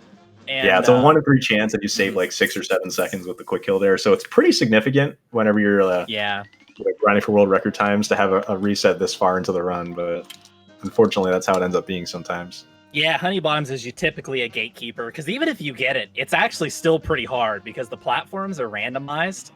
So you have to react to that too. Sorry to cut you off, but if you blink, you're gonna miss this fight. Do not blink. If we're you've gonna never seen this, Cal really quick. This is it's kind of fast. Let's see it. Yeah, there we go. Oh, nice. I would do some slight adjustments there. Usually you want to aim for like a 14-second fight. This is probably a 15-second. Yeah, that's actually pretty hard to do too. That was a really nice time. This is the fastest boss in the Legacy run. Basically, yeah, and that's been patched out for forever. Yeah, it is not in any other patches of the game. But essentially how that works is normally the last bullet that kills the heart does for some reason a lot more damage to his overall health bar. It does like plus 300 damage. And what you do is you actually finish him off with a mini bomb EX, which shoots out all these multiple particles. And since you shoot it at it point blank, all the particles hit it at once, and they all have that like plus 300 damage, or it's like 10 times damage basically. And it does so much damage that it just straight up kills him. It just outright depletes his entire health bar in 1 EX, which is really cool. So we're already on Sally. She's just she's getting destroyed, as you can see. Jason was making use of an off-screen hitbox. That's why you saw him kind of jumping. The phase that I'm fighting right now is actually stored off-screen right above that spot, so you could actually hit it in between phase transitions just from aiming up and shooting your roundabout shots there. Yeah, it's cool. We actually have a debug mod that lets us zoom out and kind of see where stuff is. And it's funny because there's just all the bosses' phases are usually just like barely off screen where you can't see it, just waiting to come in. And a lot of times in Legacy, you could just hit those off-screen boxes, which is cool. Ooh, now you have the opportunity to explain the quadruple damage Lobber EXs. Oh yeah, so we actually just figured out how these work like this week. We've been using them for a few months now. Found a good setup on this boss for them. And so I explained these Lobber EXs where if the Lobber EX explodes next to a boss, it does double damage. If the Lobber EX hits the boss and the ground at the same time, you're getting triple damage. But there's actually another way to do it, which we call quadras, where if the Lobber EX hits 2 different types of ground, which you can see right there, there's the wooden platform and then just like the base boards on the ground. That Lobber EX is specifically positioned to blow up on both of them. And because it's blowing up on both of them, you're getting like double damage twice, which is a quadra. And Jason actually got 3 of them there. That was actually a super good fight. Yeah, he had 3 quadras there. Just like, yeah, it's a specific position and everything. Time that saves too. It's huge, yeah. Like 4 times damage on those EXs is massive. Ooh, and Captain Brinybeard, the captain of bad RNG. Yeah. Basically, this guy, he's got a lot of different attacks he can give you. Jason's hopefully going to be going for a 2 cycle here, this being the first cycle, and we'll see what the thankfully this weapon is like you always get the gun first, but it's this next attack that can make or break the fight. We got a nice easy pattern, luckily. Oh yeah, the squid and the shark are like super easy, but if you get another gun, it can be terrifying. It's actually extremely difficult. Usually you end up getting a 3 cycle. Unfortunately, you won't get to see his cool laser attack that caught us all off guard on our casual playthroughs, because he just kind of kills him right there before he gets a chance. That was actually a really good time, too. Thanks. Coming up, we got the fan favorite. Calamaria. This is a really hard boss. She has a lot of different patterns and attacks as a runner that you have to learn. And because you're using the weapon swap glitch, you're having to make use of the mini bombs. You're having to getting right up, in her face for like the whole fight. Which in phase 1 is pretty terrifying. We'll see how Jason plays it. Pattern. Oh, this is no. not a great pattern. This is like the worst pattern. Yeah, if you get eel first, it really sucks because now you get this, and the ghosts are going to be out with the fish, and it's just a mess. Oh my! You're gonna give me a heart attack here, man. Oh, the soft lock, yeah. If you over damage her, you know how in other bosses we would over damage, they get stuck in a phase, right? Well, with Calamaria, if you over damage her, she gets stuck underwater, and you just can't hurt her. Like the fight, you're screwed basically. You got to retry. Also, a cool thing is in phase 2 and 3, in this version of the game, if you stay close to her, her petrification thing just straight up doesn't hit you. Yeah, and they patched it out for phase 2 in later versions of the game, but on phase 3, even in like the most recent version of the game, if you're struggling with that final phase, you could just stay very close to her, and the only thing you have to worry about are those moving spike walls. Because all of her attacks, her petrifying gaze, those little skulls she shoots out, they all just end up spawning behind where you are, so they can't hit you. Yeah, it seems super scary, but once you get used to it, being up close actually makes it a lot easier. Yeah. Yeah, coming up here is Phantom Express. This is quite the challenging fight. We'll see if Jason gets the one cycle skeleton. Thankfully on Legacy, it's not too bad.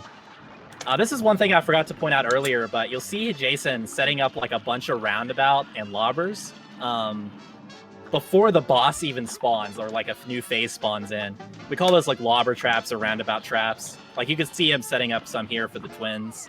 And that just means as soon as the boss comes in, he's getting, it's like a barrage of projectiles hitting his face. Wow, I didn't even get the parry ghost to spawn. That was a really good third phase. That was super good. Yeah. Yeah, you'll see he's setting up these roundabouts so that when he opens up the thing here... Yeah, jump locked. Alright, we still got the one cycle, luckily. Okay, nice. Yeah, one thing that could happen in Cuphead is if you press jump the same frame that you land on the ground, you just don't jump. And your next jump does an instant parry. It's kind of a really bizarre glitch that's still in the game, yeah. Alright, we're coming up on King Dice already. Yeah, this run's almost over. Like, the general plot idea of this game, Cuphead and Mugman gambled their souls away, and now, in order to save their souls, the devil wants them to collect these soul contracts from all these bosses that we just fought. So now that we have all the soul contracts, we just gotta walk right over and hand them to them, and we're done, right? Should be that simple. Yeah, easy. But no, King Dice says, looky here, guys. I'm not gonna let you see the boss just yet. I'm gonna try to stop you. So now we're in this fight. Yeah, and there's actually 9 mini bosses within this fight, and then spoiler alert, King Dice at the end. We're always going to be. You can always get pick the dice number you want basically once you get used to it. So Jason's always going to be fighting the same 3 mini bosses here. And up first, we're going to be doing number 2, which is the poker chips. And this is actually surprisingly difficult. That was really good. That's actually really a hard fight. He does a cool setup where he dashes twice to place himself perfectly in front of it so that he can just aim straight up and hit all of his bullets. But then once the poker chip starts moving, it's RNG and you gotta react. All bets are off at that point. There's so many different patterns. Yeah, it's super difficult at that point. But that actually went really well.